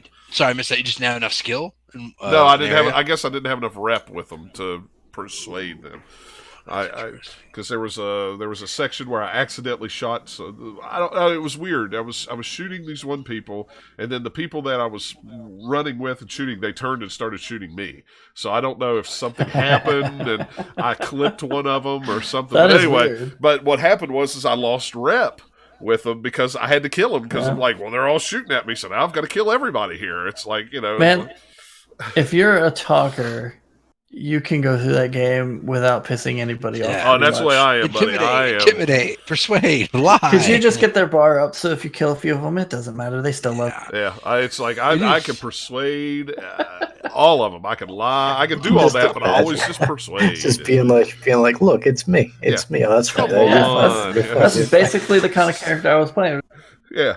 You know me. Yeah, that's the way I'm playing it too. It's like, come on, we don't want to do this. Oh, come on. Well, okay. I mean, even the you presented- corporations liked me, and I didn't even work directly for them that much. But Yeah. it's just like I do the stuff, and I, sweet talk my way in, and suddenly they like me, and I was like, oh wait, by the way, I'm just doing everything against you Yeah. over here. Well, there's- By the way, I'm going to kill you. I had to go back to Edgewater for a side mission, and I totally forgot that I had screwed them over. And the minute I landed, walked off the ship, and went, okay, here I am. Oh, gosh, you're shooting at me. It's Oh, like- yeah. Oh, yeah, these were the guys I pissed off. I totally forgot about that. It's like, yeah. There's It's, some really good, like the characters in your crew in that game are really good too. yeah. And they did a good job of making them all have kind of different personalities, and everybody isn't always going to get along. I was comparing it to Mass Effect 2 earlier, but I was thinking about this a couple minutes ago. It's like my problem with Mass Effect 2 is when I got close to the end, I was like, I'm done. I just want to be done with the game. So hopefully, I don't think It's I'll just run weird because Mass Effect 2 is like the It shortest. is a lot Mass of Effect. fun, Yeah. but I think I just got tired. I've been playing it a lot. Yeah. My favorite character, or my favorite thing in Outer Worlds is the banter between the ship and the cleaning robot. Have you ever Oh, yeah. noticed any of that? It's like I'm standing Or there. just banter between everyone is Well, good. yeah, but the ones that there was just like some innuendos going on between her and that other robot. It's like, can you have him come here? I need to blah blah blah blah blah. I'm like, what? I didn't use him that much, so I didn't get I much didn't- of that. I didn't used, either. I was just Bobby a standing lot. in the ship doing something, and I could just hear her Yeah. going on in the back. It's like, what's One going of my on up favorite there? One of my favorite just little random details is like when flying between planets, they have the different stuff in there. I don't know, a few times it happened where you'll just randomly have cows in your cargo bay. Yeah, Like that happened to me you're once too. transporting Yep. them. Just like, That's weird. The first time we have, was like, wait, what? yeah, I come around the corner. I'm like, why do I have cows in here? Where did these come from? Oh, okay. I'm betting somebody put that in because they're Firefly fans. Probably. That would not They're like, surprise me. oh, this will be fun. Let's put cows in our cargo bay. Yeah. Yeah, that happened to me the other night. I was like, I don't remember having to haul cows. I liked Outer Worlds a lot, and it would probably be my game of the year, except for another game that came out earlier in the year that's way, way better. I don't know, like than Outer Worlds. Plus, it just hits my wheelhouse. Is Sekiro. Yeah. That game is so good. There's been a couple times I've almost picked it up and then I didn't because it's like, do I really want to be abused for? I mean, but it's not that. I mean, some parts of it, yes, are abusive. Some parts are like you're just super powerful running through it. Once you figure out that this is not Dark Souls combat, that's the hump you have to get over. Gotcha. Okay. Well, Because a lot of people, if you try to play it like Dark Souls, it's way more difficult. If you figure out, oh wait, this has a nice like the stance system where like when you parry it and you break their stance, that's what you're trying to do. You're not trying to whittle away damage on them most of the time. Sometimes that is what you're trying to do because they trying to flip the script on you for like a certain boss fight or whatever. Right. Like if you try to do it the normal way you've been doing, oh wait, you have to think on your feet and do something different. And they do that a few times through the game, which is really good. But the thing that I think puts it over the top for me is it brings back Dark Souls 1 level design where everything is kind of connected in fun ways and you'll see something and then you'll end up there later and you'll see that place that you were before and like all the cool paths in between everything. It has a lot of that, and then the boss fights are really, really good. Like even just regular Karaji fight are really, really good. The lore in it is cool. It's different than Dark Souls. And the combat is way different than even like Bloodborne. Everybody says, oh, Bloodborne was different. And it is, but it still feels a lot more like Dark Souls than Sekiro feels like Dark Souls or a Souls game. Even though it still has some of that DNA in there with like kind of like all the like respawn system and all that stuff. And if you die, you have to go back and find, souls or whatever. Stuff, yeah. Like, has enough of the same stuff as the Souls games that it feels like, okay, this is the same studio making it, but they've changed enough stuff in there too that's like, all right, I can see what you're doing. And it's just like way more technical, which I think a lot of that's why they think it's harder, and it is in some parts. But with normal mobs, once you figure out their moves, just like in a Dark Souls game, you can run through them just as easy as you ever could once you learn all the stuff and go through. Is very much the same style in that way. I almost picked it up a couple times last week and went, I'm going to wait because I got so much other stuff to play. I don't know if I'll play it, but yeah, I have the steelbook of it. I just don't have the game. Another thing I really like about Sekiro is like the setting is a little different. It's a lot more Japanese than the Souls games were. And also the Souls games are all like, hey, this world is dead. It's been dead for a long time, and now you're going through the ruins. Whereas this world is recently dead. It's dying, and you're trying to go through it as things are falling apart a little bit more. So it doesn't look quite as ruined. Like there's definitely ruined parts in it, right? But yeah, it's just, and there's some really, really cool surprises in that game. Yeah, it's on my list. Which the stupid trailers spoil a couple of them, but yeah, what can you do? Got to market a game, I guess. Yeah, it happens.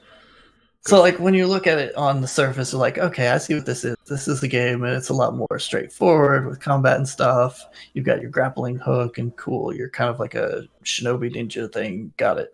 But it's a lot more fantastical than people expect to. Yeah. I like that. Fantastical. I like that. And I think, I don't know, I think that some people who really like Dark Souls and stuff, where you could have different weapons and do different run-throughs based on your equipment, might have felt like, oh, this doesn't give you as many options because you only ever have the sword. Yeah.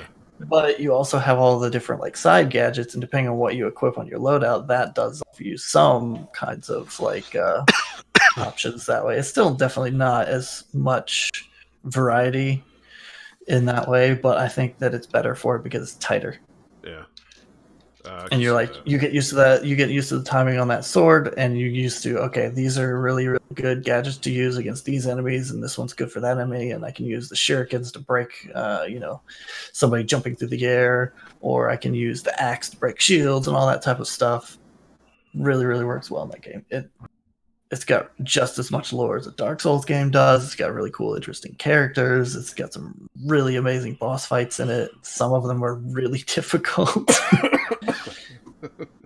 But yeah, if you persevere, get through to like the end of the game, it's definitely well worth it. Cool. Definitely on my list to pick up. Go ahead, Dennis. Go ahead. I enjoyed Sekiro a lot, and this is coming from someone who actually doesn't really like the Souls type games. Yeah. So, but Sekiro just felt really good because it was more in my lane of like, okay, this one's faster. This is faster. Yeah. Yeah. But it was like you were saying, where it's like the key really is just to kind of break that, get that parry to really, see that opening basically. Yeah, it leans a lot more towards an action game than what Souls games do, and it's faster, whereas Souls is like be as methodical as you can. This one's more about kind of flow and timing. Also the traversal. I love the traversal. It feels really good, jumping around and it's like grabbing and swinging everywhere. The grappling hook is great. Yeah, and I actually watched. Was it about a week, maybe a week and a half ago? Just because I felt like it. Because I'm always so fascinated by it. I watched a speed run of Sekiro. I beat it in like 24 minutes. I was like, Holy crap. this is too much. Wow. I mean, what Was he this guy doing was that doing. with sequence breaking and stuff too, or is he Yeah, just he like was. running it? He was going through walls and stuff. But like, but even the fights that he was still required to do were still very impressive. The Yeah. final bosses actually was wild. Jeez. Because if you're doing it, you're not doing that much upgrading or anything there either. You're just God, going no. He was trucking barely through in the it, yeah. menus. Yeah. 24 minutes. That probably never stopped. I mean, it's Yeah, no, it was wild. He had to like reload a couple of times, but that was because it was part of what he was trying to do. Yeah. Trying to like jump further enough or far enough where you could then reload, and then it'll basically spawn you where you want to be versus where you were before because you're closer to that kind of trigger or whatever, something like that. But Mhm. it's just so wild. It's so wild. cool. But yeah, no, Sekiro is I enjoyed that game, and again, this is coming from someone who doesn't really like those types of games. So I respect the hell out of it, and I love watching it. Because again, it's something that I had to play, and I put a bunch of hours into it, but it wasn't. I never got around to beating it. It was just something that was just like, let me try it, and I did like it a lot, but it was still a little much for me. So, but it was a step in the right direction, and I hope they do Yeah. make more games like Sekiro in the future. Yeah, that game's got some really, really, really cool boss encounters, and some of them are like optional. Are the hardest ones in the game. There are Right. some really difficult ones, but there's one specifically early on that is probably the hardest or second hardest fight in the game. The Madame Butterfly one. Mm-hmm. Like she's technically an optional area because I think it's in like a side flashback thing you get early on. Excuse me. She's probably the second hardest boss, other than the end one in the whole game. And that's like, hey, this is the third boss I've fought in this game. Right. All right. Go ahead. So Go for it, Dennis. yeah. So top 10, man. Top 10. I gave this a lot of thought. I as the year was going by, and it's kind of crazy that it's already over. I mean, we're going to say that again next year, but it's always. It ain't going to get any slower the older we get. It just keeps getting faster and faster. I remember when I was a kid, it was like, man, this year's dragging. Now it's like, holy crap. Yes. I mean, it's insane. So like, I was going, throughout the year, I was just like, oh no, that's definitely a contender for top 10 for me. That's definitely a contender for top 10 for me. So, I've had this laid out for a while, but it wasn't until like the last couple of days where I really started to rank them. And I got a bunch of honorable mentions as well, but I'm going to go through the ranked for now, where number 10 at the moment is a Plague Tale. A Plague Tale was one of those games that, I knew, I had a feeling when it was first revealed a couple of years ago. I think that was in maybe like late 2016, early 2017, something like that. It looked really unique and it looked really special. And I knew that what they were trying to do, Asobo Studio, I think is the name of the studio that made it, it was going to be something that was going to be worth playing and worth experiencing. So just that unique setting, that unique, beautiful setting, and that story being told between two siblings who everything just kind of, I mean, the game like wastes really no time getting you into just darkness real quick. Oh yeah, like man, So, it's like, hey, pretty forest. Oh wait, slight darkness. Oh crap, power and lots of darkness. Can I turn Ooh, around? Not a yeah. happy story. Right, it's not even remotely. Yeah, but it's such a beautiful game, and on the One X especially, it's is that where you're playing it? Or PC. you were playing on? You're playing PC. Okay, so it's still beautiful for you, but Yeah, like it's part of a lot of the games I picked up off of like Steam. Because gotcha. holiday sales are great. That's true. That's true. Yeah, I was tempted to buy it again, to be honest with you. I was like, I mean, I enjoy that game that much. I was like, I'll buy another copy. I've done that. Because even after we got the review copy, I ended up getting a physical copy as well on Xbox. But it's one of those games where I'm just like, I'm just going to keep buying you over and over just because I want to support you. I Such think an the amazing. rat swarms for me are extra creepy because I have the high refresh. Oh yeah. It's you're not getting any like jumpiness from frame rate or anything. It's like I'm running it well over like 60, 100 something frames, and I'm seeing every single one of those, and so it's just like thousands of rats. Just it's insane. It gets very you feel very uneasy when you're not around any type of flame or light. But man, the story and just the characterization of everything, and really the environments that you see are so beautifully detailed, and everything that you go through. And it was just such a wonderful, wonderful story. And not to mention, like, the voice acting was actually like, it had its moments where I was like, but overall it was pretty good, and especially for the girl that plays Amicia, who that's her first gig ever. She's like she's like a 16, 17-year-old girl who really just good. got pulled in. Yeah. Wow. Yeah. I was watching a lot of the behind the scenes stuff, and there's like, we needed somebody, but we're just an indie team. We don't have the budget for anybody big, so we just got this girl was more than happy to do it. And I hope she has a bright career, because she really brought that character to life, Amicia. But number 10 is A Plague Tale. Number 9 for me is Gears 5. Gears 5. I was relatively surprised by how much of a blockbuster it was.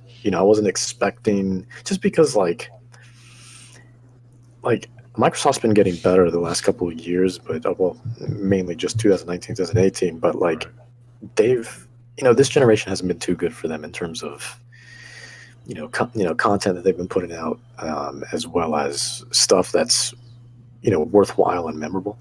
But Gears 5 was one of those where I was like, oh, okay, you guys went all in. You took every dollar that was spent. I felt it was one of those few times where I was like, oh, I can see all the millions of dollars going into this. It was just such a beautiful, beautiful game. It ran so well too. I mean, it was stable, perfect 60. It never budged.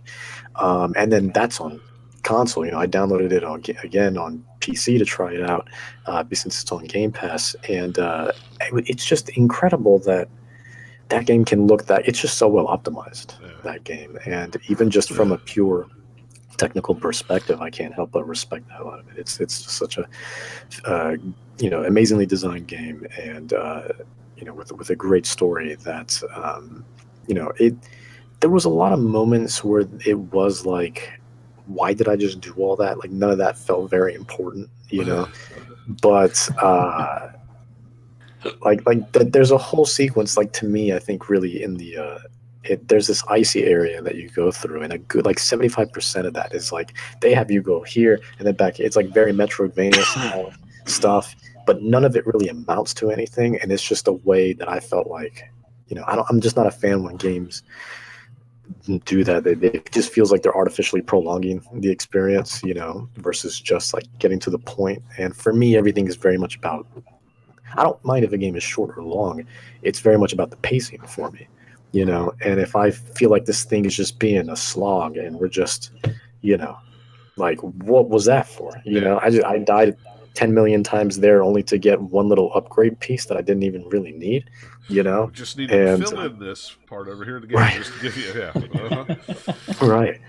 And you know, but yeah, it had quite a few moments like that. But overall, I mean, just in terms of like progression and design and just characters and all the just the storytelling and the cutscenes and everything, just so well done. And by the end, I mean, man, I mean, what a spectacle that game was. By the end, I was just like, you know, and because I don't really play big like AAA games like that, but that was one of the few times because they all kind of feel.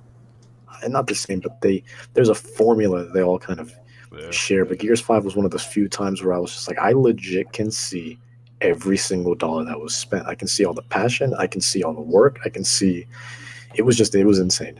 It was insane. And by the end, especially, oh my God, it was like, it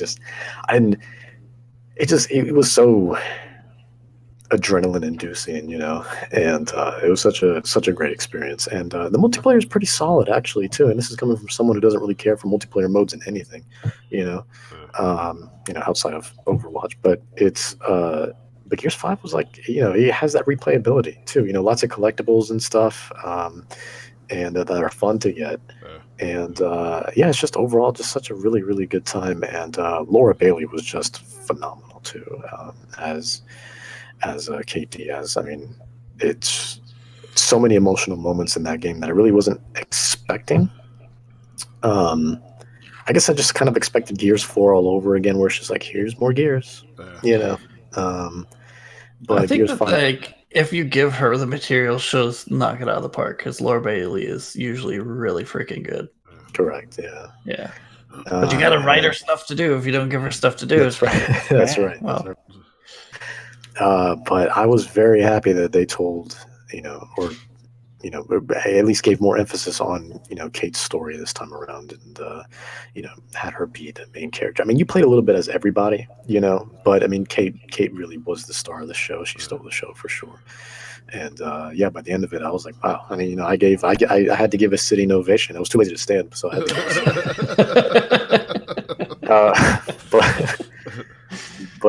But yeah, that would be that'd be my number 9. Number 8 for me would actually be Bloodstained: Ritual of the Night. You know what? I like that game on every other system except Switch. It really disappointed me on Switch. That's right. It's a massive disappointment on Switch. This is someone who owns it on Switch as well. Well, and that's what I bought it on. And the minute I put it in, and I went, what is this? And then I was like, oh, it's on Game Pass on Xbox? Well, good, because I'm just going to go downstairs and play it on that then. It's like, so here's, it runs smoothly. Oh, my gosh. Here's how much of a problem it is, all right, on the Switch. And I knew it was going to be a problem. So I had the pleasure of reviewing it, but it wasn't here, right? It was for Nintendo Everything. However, you know, it was like, because it's coming out on Switch, you know, that's why they offered us, the code for it. Right. However, oddly enough, they sent us a copy on Xbox One. Not on Switch. And so they sent a Nintendo site on Xbox. Right. Isn't that weird? I've never seen that before. Gee, I can't imagine why they did that. And like, I knew something was going to be wrong right away. Gosh. And like, legit, like, their words were, here, play this for now. We'll give you the Switch copy after it comes out. I was like, oh, why? Because you don't want these reviews to just like bomb? It came late in the day, and I remember seeing people on Twitter going, "Hey, I got my copy on the Switch. What did they do to this game on the Switch?" I'm like, "Oh crap! I bought it on the Switch." Let me tell you something. On Xbox One, which is what the one that they gave us, it ran beautifully. It was a gorgeous game. I couldn't put it down. I could not put it down. Those 25 hours it took me to beat to 100% completed. I did everything. Well, no, that's a lie. Actually, I did most things. So one of the hardest things to do is you have to get like a crystal piece from like every single monster, and each one drops like 3 or 4, and they're all RNG as well.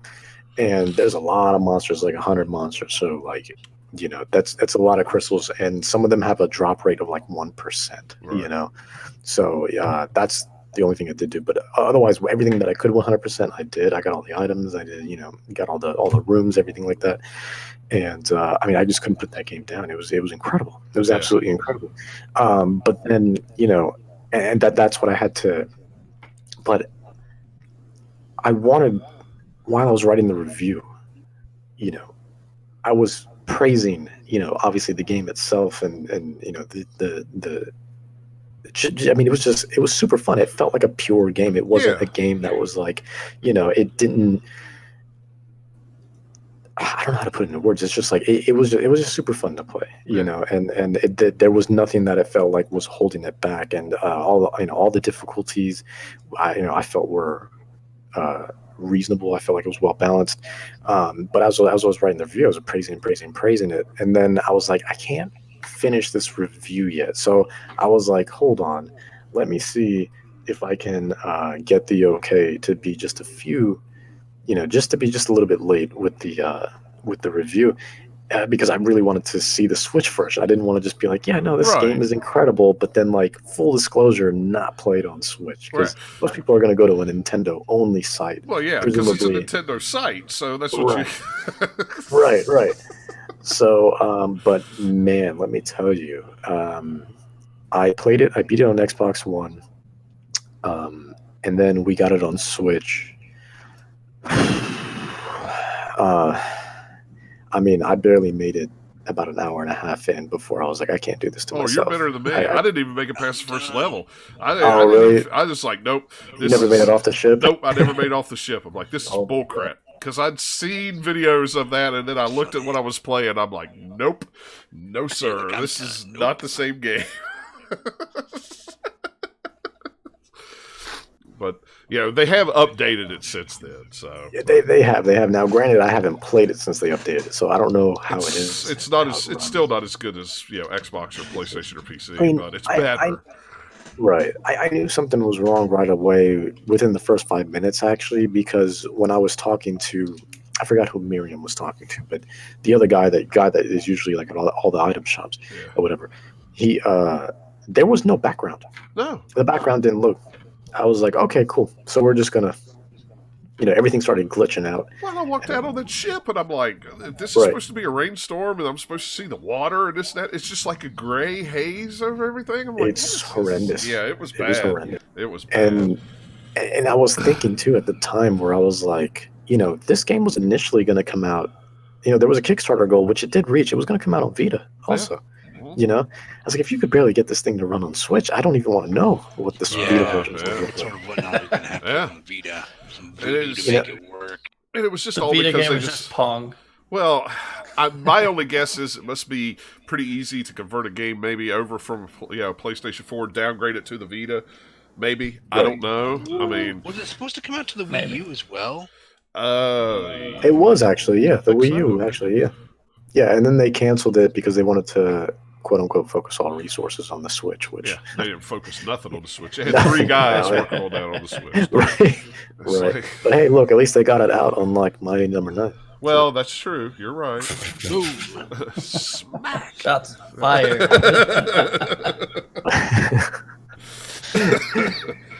But yeah, no, I love that game though. I love the art direction. I think they knocked it out of the park, and I really hope that they make more sequels because man, I think Bloodstained could be a start to. It laid a foundation for just such an incredible, beautiful universe that's really going to fill that void for the lack of Castlevania. Yeah. Because Konami is going to Konami. So it's just sad that your pre-game that you brought out on the Switch was better than your main game on the Switch. It just really sticks in my craw.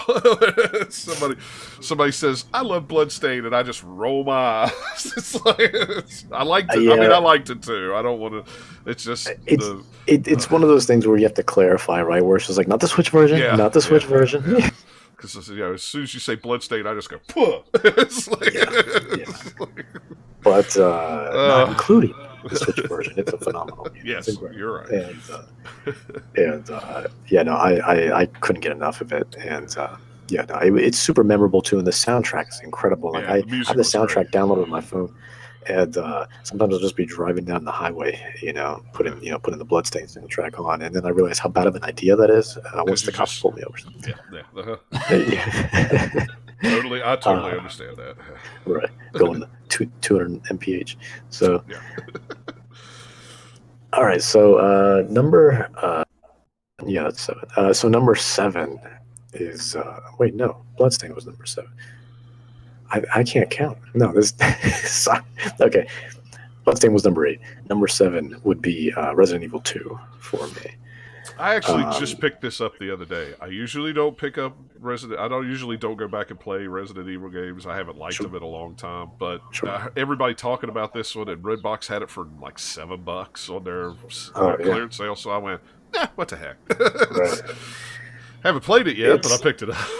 It's not long, honestly. Like, even if you're playing it casually, it's not long. You beat it in less than 10 hours, 8 hours probably at max. Yeah. So, I remember playing 2 on the PS1 or whatever. Right. I don't think. Yeah, really I've got it. I just haven't started. I hear it can be pretty challenging.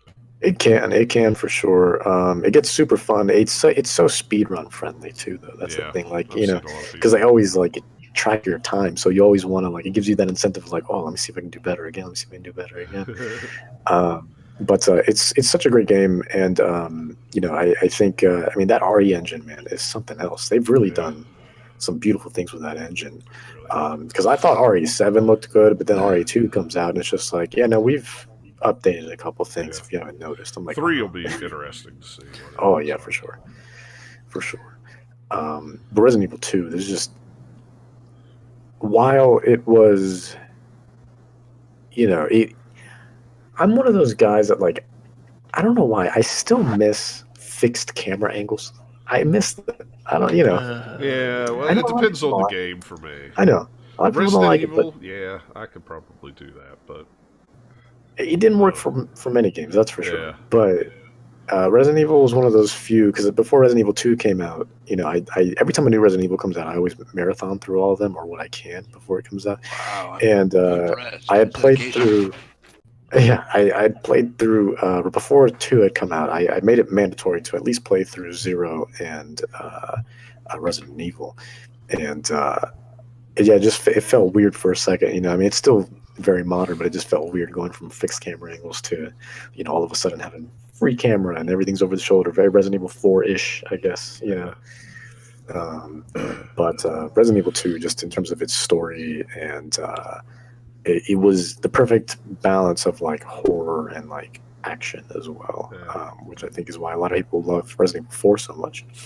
It's just that perfect balance of everything. They made the scares count, and then when it was action packed, they made every moment of that count. It was, it was super immersive and just such a, not as many puzzles as I would have liked. That's the one thing I do miss is there's not a big of an emphasis on puzzles on Resident Evil 2, and I can't imagine Resident Evil 3 is going to be any better. But it worked for what it was, and they did what they did well. And I had to play it over at least 5-6 times, so it was definitely a game that I enjoyed, and especially with the backlog that I have. I don't really replay games anymore. It's just everything's kind of a one and done for me. Time, yeah. Right. But Resident Evil 2 was one of those ones where I was just I gotta go back, man. I gotta go back. It was that good for me. So I've never finished the original Resident Evil 2. I think I only got maybe a third of the way through. Same thing with RE3. Got about 2/3. I know I beat it when it first came out. Years and years and years and years ago. But that's been so long, I couldn't tell you. I couldn't even tell you anything about the story.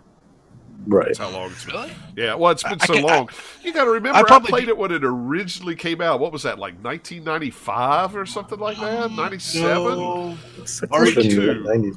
I think RE2 was 97. I think RE3 was 98 or 99. Okay, still, that was 17 years ago.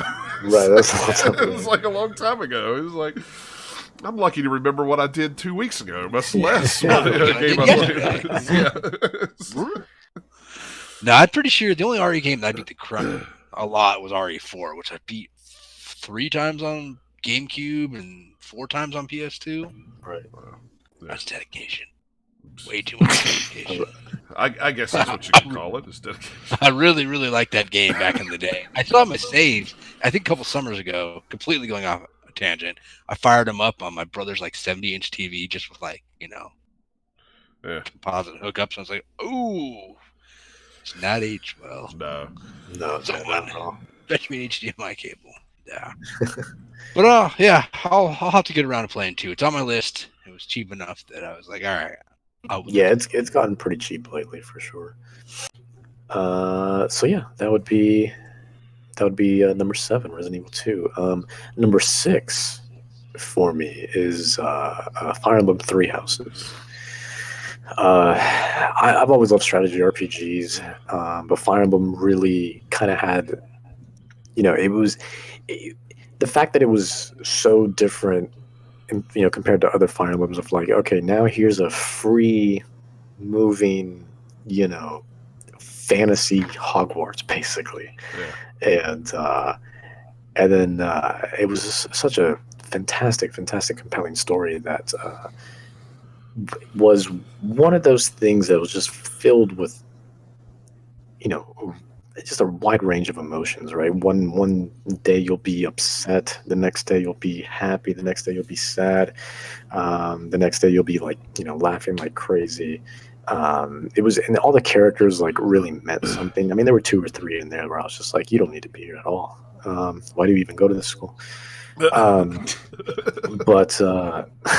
most of them were just so memorable, and even people that you don't even talk to often. It's just like they still have this kind of distinct personality and this distinct kind of look and vibe about them that really makes them memorable in a lot of great ways. And the voice acting was great on everybody as well, really bringing those characters to life even further.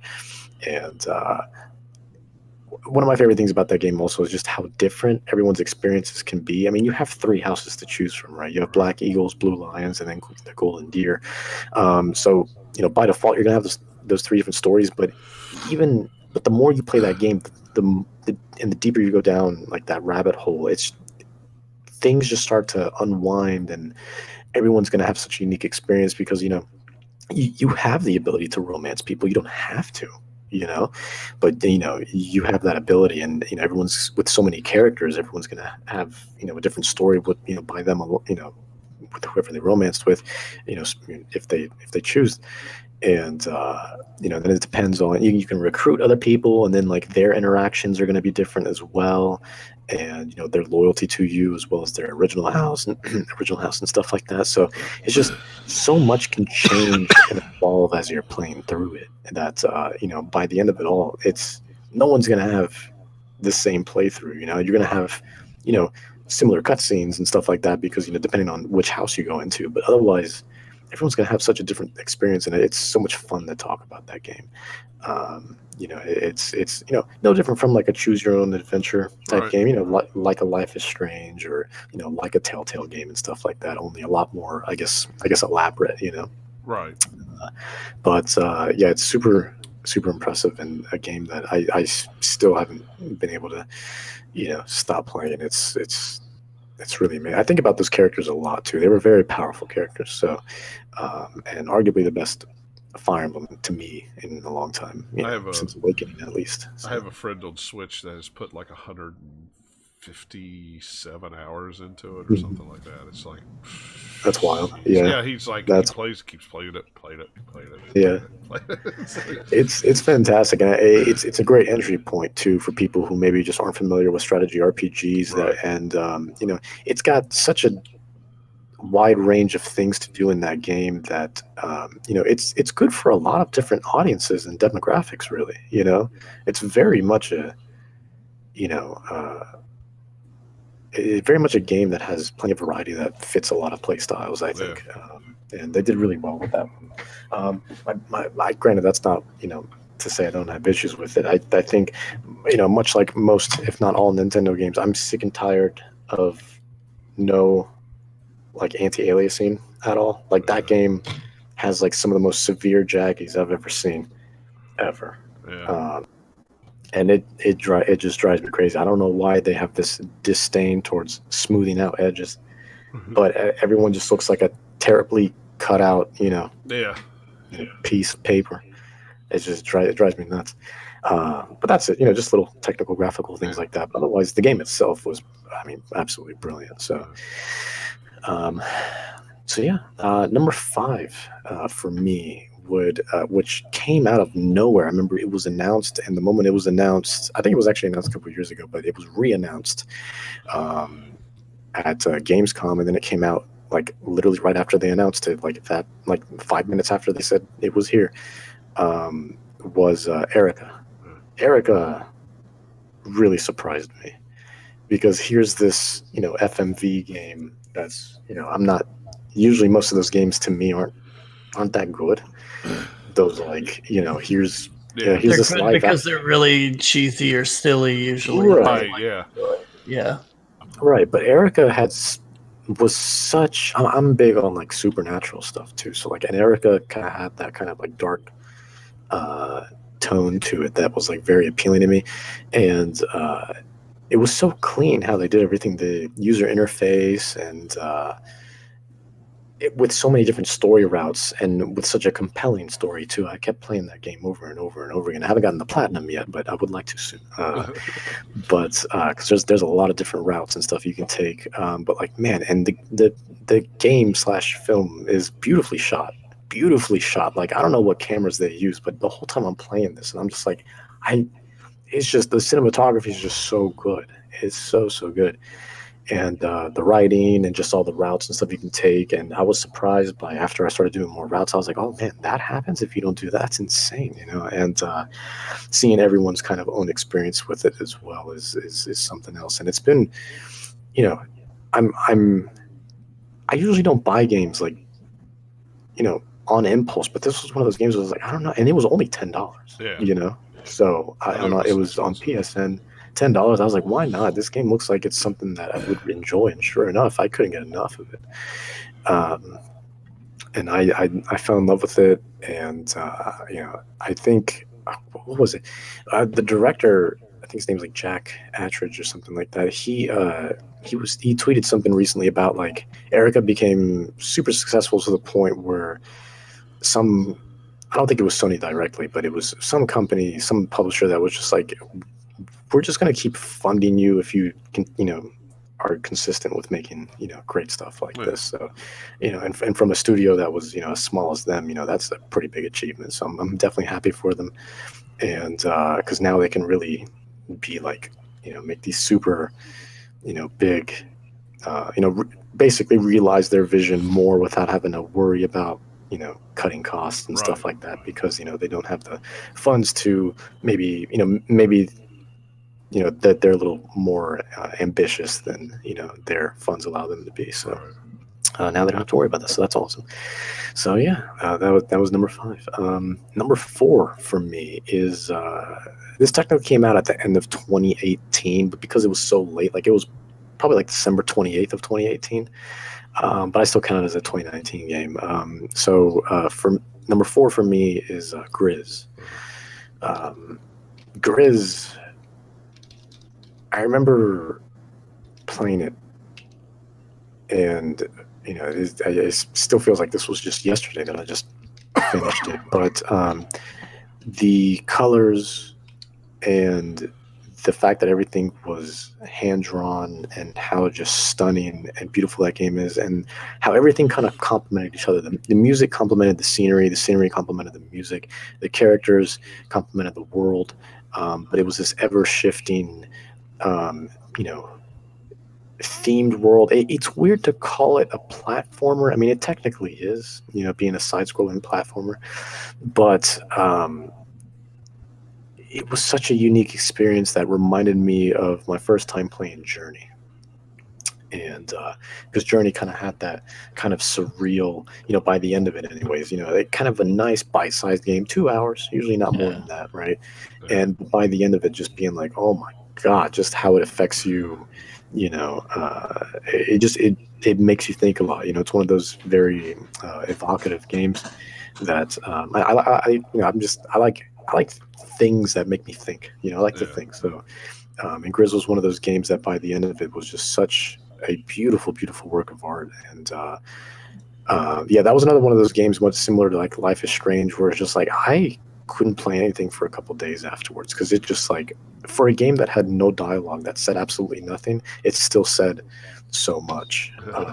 Like there was nothing was said. It was pure imagery, pure imagery, pure music, and similar to Journey, similar to stuff like Flower as well. So, and but by the end, once it all comes together, you're just like, I mean, because you don't give it much thought. Like while I was playing the game, I was like, yeah, this is a beautiful game.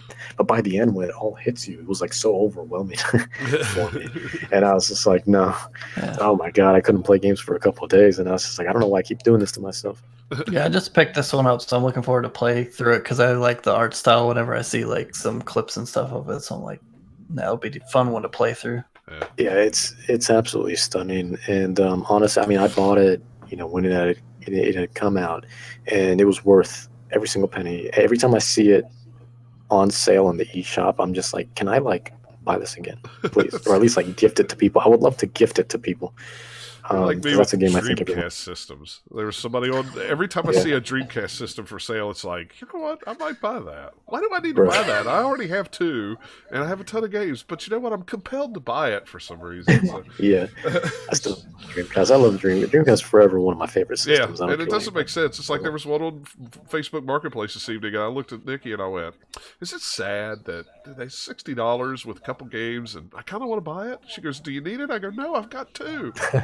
She just looked at me. I'm like, I don't understand it either. I said, I just feel compelled to buy this. It's like, isn't there a Digital Foundry did a wonderful video about like a modded Dreamcast where you can play like an HD version of everything? Yeah, and you can get HDMI out. You can get it modified, and everything's 1080p. And you can take the drive out and put a memory card in there and play games off the memory card and the SD card. It's like.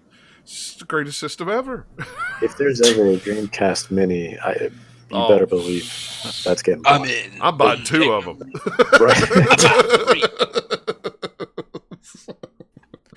You're going to buy enough Dreamcast Mini to sculpt a full-size Dreamcast. That's right. But anyway, so we got way off your track there. But it was like, when you said that, I'm like, yeah, I do. Dreamcast is amazing. But yeah, no. It's just long story short, Grizz is an absolutely fantastic game, and it actually did win. It won a award. I don't think it won more than one award, but it did win a award at the Game Awards this year. I can't remember which one it was. If it was like best new indie game or something like that. Something I can't remember, but I did best see art direction. Yeah, maybe best art direction. That sounds more. Which makes sense. Yeah, I mean, that sounds right. I remember seeing it win. It was one of those ones they didn't even have like a presentation for. They were just like, and the winner is, like, Games for Impact. That's it. There you go. That's the one. Gotcha. Yeah. Well, it impacted me. That's for sure. I mean, like I said, I was a mess by the end of it. What a work of art that game is. But yeah, that is number 4. And let me see here. So number 3 is a game that I don't know why I keep playing it, because I always feel like I'm going to get an aneurysm, but it's Super Mario Maker 2. Yeah, that's. Well, you've only put like 300 hours in it. I've seen how long. Yeah, we don't have to talk about that though. Yeah. It's like I turn on my Switch and I'm just like, well, let's see who's online playing what. Oh, Dennis is playing Super Mario Maker again. Let's see how many hours he's up to now. 375. Yeah. Okay. Yeah. I mean, like I said, we don't have to talk about that, but we can bring it up. It's all right. I mean, it's fine. It's fine. Everybody's got to have a vice. It's fine. And the thing is like I keep telling. So I finally beat a level the other week that I've been literally trying to beat since September, and I finally beat it. Oh my god! Yeah, I've been working months on this level. I was that determined. Wow. And like we're talking like, because this level consisted of like pixel perfect jumps where like if you move even left or right, everything had to be frame perfect, just about. And but I was determined to beat it because it was a really well designed level, but it was one of those levels also where it's just like I can't let this get the best of me. You know, like I mean You're like, I've I quit. got this. Yeah, it's like I've quit levels before mainly because like a lot of them are just like unfortunate trash, you know. But this was a level that was so well designed where it's just like, nah, man, just a little bit more, just a little bit more. Try it again, try it again, try it again. Like I was addicted to it, and then finally months later, you know, I am proud to announce that I have beaten it. I'm proud to announce that I'm officially retiring from Super Mario. And that's the interesting thing is because like I said time and time again, I was like, when I beat this level, I will uninstall this game because I don't need to play anymore after this. I didn't. I didn't. I saw you streaming it the other night. It's fine. Yeah, yeah, it's still there. Unfortunately, I feel like it's scary because I feel like if I uninstall it, right? Let's just say I go to bed, I wake up the next morning, there it is back in my home menu, just waiting for me. Because you woke up in the middle of the night in your sleep, and you didn't even realize that you're over here. That's how you played that. That's how you played so much of it. You were asleep when you played a lot of it. It's going to end up being a creepy pasta of just like I deleted it, and the next morning it was there again. I don't know what happened. Burn my Switch, burn it. Right. I buy another Switch. There it is, pre-installed. Just waiting for it. What the? Like, I'm sorry. I thought you guys said this was a new system, not a used one. It is new. Why? There's Mario Maker 2 is pre-installed on here, and so is my account. I don't know how that happened. Standing at setting the GameStop. I'll just go ahead and open this here while we're talking. Which? I like the only way for me to like, and even then I wouldn't trust it. Probably like I would probably have to make a switch from scratch myself just to make sure like it wasn't there. You know. Like, take me to the warehouse, please. Yeah, it is a great game, though. It really is. It is, but it is really, really good. Yeah, it's what it's. I've always loved Mario. Like Mario is probably arguably my favorite series of all time. Yeah. And I speedrun Mario 64, and I'm currently learning how to speedrun Mario Odyssey as well. So it's. I just love Mario in general. All those games make me so happy and they feel good, And I play a lot of weird, dark shit too, as in case my top 10 hasn't, been any indication between a Plague Tale, Gears 5, Bloodstained, Resident Evil. It's all dark stuff. So Mario's like my go-to place if I want to smile a bit, So cheer up a little bit. It's all right. There's nothing wrong with that for sure. Right.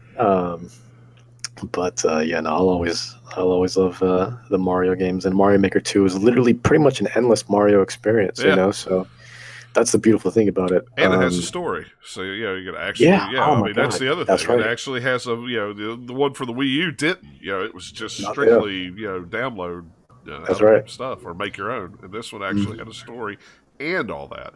And now I haven't even played it since the update because now you can do Zelda stuff in there, right? Oh my God, yeah. That's been taking some adjustments just because of how new it is. But there have been some incredible levels people have made. People have made like full-on recreations already of Ocarina of Time, which you knew that was going to happen. Yeah, but that does not surprise me. Yeah, like people have made that. I need to jump back in it just to see those things that they've done because it blows my mind how people do that. I like the ones just go in the popular. I mean, I usually don't like to go on the popular tab, but like when that new update came out, I was just like, let me just see what people have like really well designed with Zelda stuff so far. So I went on the popular tab, which I never go to, and sure enough, the first thing was like some Ocarina of Time related level, and it was such a stunning level, like the theme of it and the way they designed everything and the usage of Link and all his different abilities. He has the arrows, of course, the sword, the bombs, and the puzzle aspects of it were just, oh my God, they were so well done. So well done. I got to re-download just to check that out. I don't have it installed on my Lite. I have it on my main system. Oh yeah. But yeah, that is my number 3. My number 2, which I kept thinking was going to be my number 1, but then I thought about it, and I was like, no, you can't be, for a couple of reasons. But my number 2 is Death Stranding. Oh, I'm shocked. I am shocked. Yeah, I know. I thought that was going to be number 1. I know. I'll get to punch that number on my bingo card. Dang, got it. It was almost number one. Yeah. It was almost number one. I was when you got down to the last three, I'm like, okay, it could be any one of these could be number one. I don't know. Right. But yeah, it was one of those.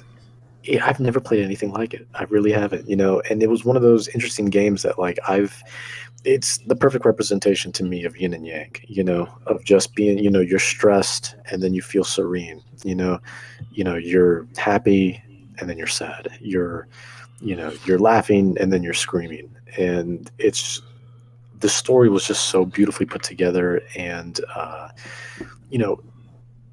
you really feel that evolution, which I think is what Kojima was going for, of like, he was like, when humans, began to use tools, they started with like a stick, and then they used like rocks and stuff. And then we made a wheel and then, we grew from there.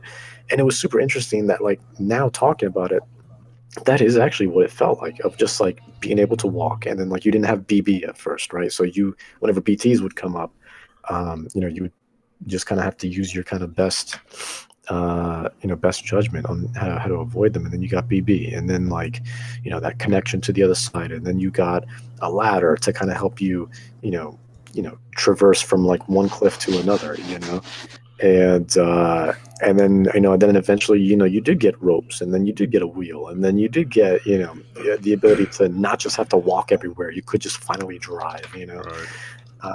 One thing I do have to mention, though, it's not on my top 10 or anything, but I beat Days Gone the other day. And that game was longer than it needed to be. And also, that game, you ride around in a motorcycle majority of the time, and yet somehow, and you're only in one state. You're only in Oregon, right? And yet somehow Days Gone felt like more of a chore than Death Stranding, where I have to walk all across America. But Days Gone was still a great game though. But it was, but like, man, I was just, by the end of it, I found myself frequently saying, "When is this game going to end?" Because it just felt like it kept going on and on and on. Brilliant game though. But yeah, Death Stranding, like, Death Stranding never made me feel like, when is this going to end? But it did have its moments of like where things just got super turbulent and, where you're just like, oh my God, this is insane. But it was, by the end of it all, it's just, once it clicks and once it all, the story really comes together. It's such a beautiful experience. I've never really played anything like it. Look, I'm not going to say it's the game of the generation, but I love all the new ideas it tried to bring in. And, yeah, it was just such a unique experience that it's hard to say even any more than that, because it's one of those games also where it's hard to explain, right? I mean, even with trailers, people were like, "What the hell is this?" Yeah. Like no one knew what they were looking at because Kojima. But it is one of those games where it's hard to explain, hard to really talk about why I truly loved it, because it's one of those things that needs to be experienced, versus, but you also need to have a commitment to it as well. I'm not going to pretend like it's going to click with everyone. It's not, but man, if you are one of the people that it does click with, I think, and you make it to the end and you see those credits roll 4 times, 5 times, because Jesus Christ,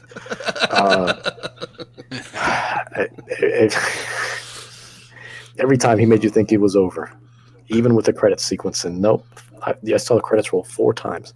But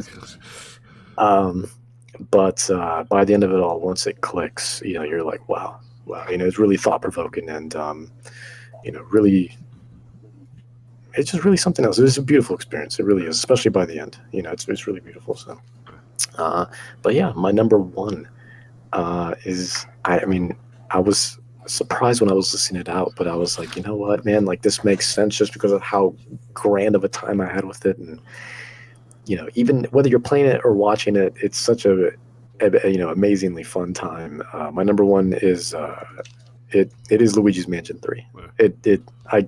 I couldn't have it not be my number one. I've always been a big fan of the Luigi's Mansion series, and Luigi's Mansion 1 has always been one of my favorite games. And Luigi's Mansion 2 was fine. It was still a good game, but it started taking the more Mario type of level design, where it's just like they started splitting it into worlds, if you will, but each world was its own mansion, so a very small condensed Mansion, where you had little tasks to do here and there that they could be completed fairly quickly, versus Luigi's Mansion 1, which Luigi's Mansion 3 was more like, which was like, here's this one gigantic building for you to just kind of go through and and kind of in like a Metroidvania-esque style too, go here, oh, there's a locked room. Okay, then you go another way, and then you beat a boss, you get a key. Oh, that key fits for that one locked room I couldn't go through before. And then you get an item, and it's just like, oh, that item, that ability can help me access this area, so on and so forth. So, Luigi's Mansion 3 was very much that style, and every floor was so beautifully designed, so intricate that every floor is memorable. And it was just such a great time. All the cutscenes, the animations—that's what really got me. Really is the animations and how clean everything is. Yeah. It really does look like a Pixar film, and the detail too. Like every time they do a close up of Luigi, seeing the lining on his, on his overalls and his hat and whatnot, and every strand of hair on his mustache, even more so than Mario Odyssey. Mario Odyssey was very gorgeous, but Luigi's Mansion had such detail that I was like, oh my god, man! Like these people. Like, I'm always afraid, because I was thinking about this during the Wii U era too, where I'm just like, photorealism is cool, but for like Mario and Luigi and all them, like, how it's gonna be weird seeing them in such a lifelike manner, Yeah. You can make them more and more detailed, sure, but it's when do we reach that point of like, okay, we need to just stop with the details. Like you can see the pores on his skin when they sneeze. You see the snot coming down. Like it's just, it's too much, But it's really awesome to see though, and that game is just absolutely stunning, both in handheld and in TV mode. But it was such a magical time, and it wasn't. I hadn't really had that magical feeling since Mario Odyssey, and it was such a phenomenal time with it. And I 100%ed it. I had to. I couldn't put that game. That was another one of those games, much like Bloodstained, where I just couldn't put. It just felt so good. The pacing was great. Yeah. The boss fights were super unique too. They weren't. I think that's one thing Luigi's Mansion always kind of suffered from, was like a lot of bosses felt similar. It was like, okay, light them up and then suck them in, Yeah. But this one was like, you had like mini games within these bosses, and each one had like a certain type of strategy to it, and they all felt very distinct from each other. And the level design, especially, I'm big on level design, and I think that's what really got me. It's just each floor was just so beautiful and intricate. So and just with such the great time that I had with it, it has to be my game of the year. Beating out Death Stranding. Again, I felt stressed playing Luigi's Mansion at many times, but it wasn't Death Stranding stressed of just like, man, I gotta hold up. I'm in North Carolina now. You're telling me I gotta walk to Wisconsin? Oh my god, that's a little much. Versus Luigi's Mansion, where it's just like, I just click a button on an elevator. We're there. That's cool. But yeah, that's my game of the year is Luigi's Mansion 3. Cool. I'll just actually do have a couple. I'm sorry. No, go ahead. I forgot. You said you had a couple honorable mentions. I forgot. Yeah, just a couple. Actually, just really quickly. I'm not going to go on like a big explanation about them, but yeah, just a few quick honorable mentions. I do have like a bunch here, but I'm only going to list the important ones. Oninaki was super interesting. That game was like, it was like, imagine if like Bravely Default met with like I Am Setsuna, but like had like a very deep message about it too. It was very philosophical, very very beautiful game. And then Star Wars Jedi Fallen Order for sure would be an honorable mention. Legend of Zelda Link's Awakening, that game was amazing. That's on my list. And let me see, and Spirit Hunter. Actually, Spirit Hunter was really great visual novel. And Control, World War Z, which that game had no right being as good as it was. I felt World War Z, like but I had a stupid amount of fun with it. And then Pokemon Sword and Shield. Actually, I put that on there. It was definitely better than Sun and Moon, but that wasn't going to be hard to do. And but I still have my my issues with it. But overall, I had a fun time. I'm not gonna lie. By the time the credits rolled, I was just like, that was fun. Yeah. I genuinely had fun. But it still doesn't have that meatiness that I wish it had. Once I was done with it, I was just. I mean, I'll probably go back at some point and continue it, but in terms of post game and stuff, I was just kind of over it. The moment the credits rolled, I was like, we're done here. But the characters were great, and I think Pokemon Masters I think kind of spoiled me a little bit, because for a mobile game, for some reason to me that game looks better than Pokemon Sword and Shield, and I like the big emphasis on the characters, and I guess I kind of wish Sword and Shield kind of took that route because it just kind of made the world a lot more. I guess, well, maybe not the world, but you felt a better connection with everyone, and not to mention like Pokemon Masters actually has a little bit of voice acting in it versus Sword and Shield, where it's just nothing. It's just dead text, Yeah, I still have my issues with it, especially it being 2009. There's just so many other great, as a JRPG, so many other great feature-rich RPGs that you don't really need to. And this is coming from a big Pokemon fan that's been playing since day one. Sword and Shield isn't that important, compared to Dragon Quest XI S came out earlier this year. You have Witcher 3 on Switch now, if you would prefer to play it there. It's the Digimon collection with Cyber Sleuth and Hacker's Memory. Those are great games. They did Pokemon better than Pokemon did. It's crazy. But yeah, and then those are just a few of my. I don't want to get too deep into it, but yeah, those are the most notable ones for me. So. There was a lot of games this year. There really was. I'll just breeze through my list real quick because it's getting late. But of course, Outer World, Fallen Order, Wargroove, Pokemon Shield, Control, Astral Chain. Some of the ones that I had on my list that you guys didn't. Link's Awakening. I love that game. I just love the art style and the gameplay. Haven't opened it. Oh man, you got to open it. It's great. Yakuza 6. I'm a big Yakuza fan. 6 was awesome. I finally got a display thing to put some stuff in, so I busted out my glasses from my collector's edition, put them in my glass case so they look all nice and people walk by and can see them. But I love that game. I love all the Yakuza games, but I like that one 100%. Especially.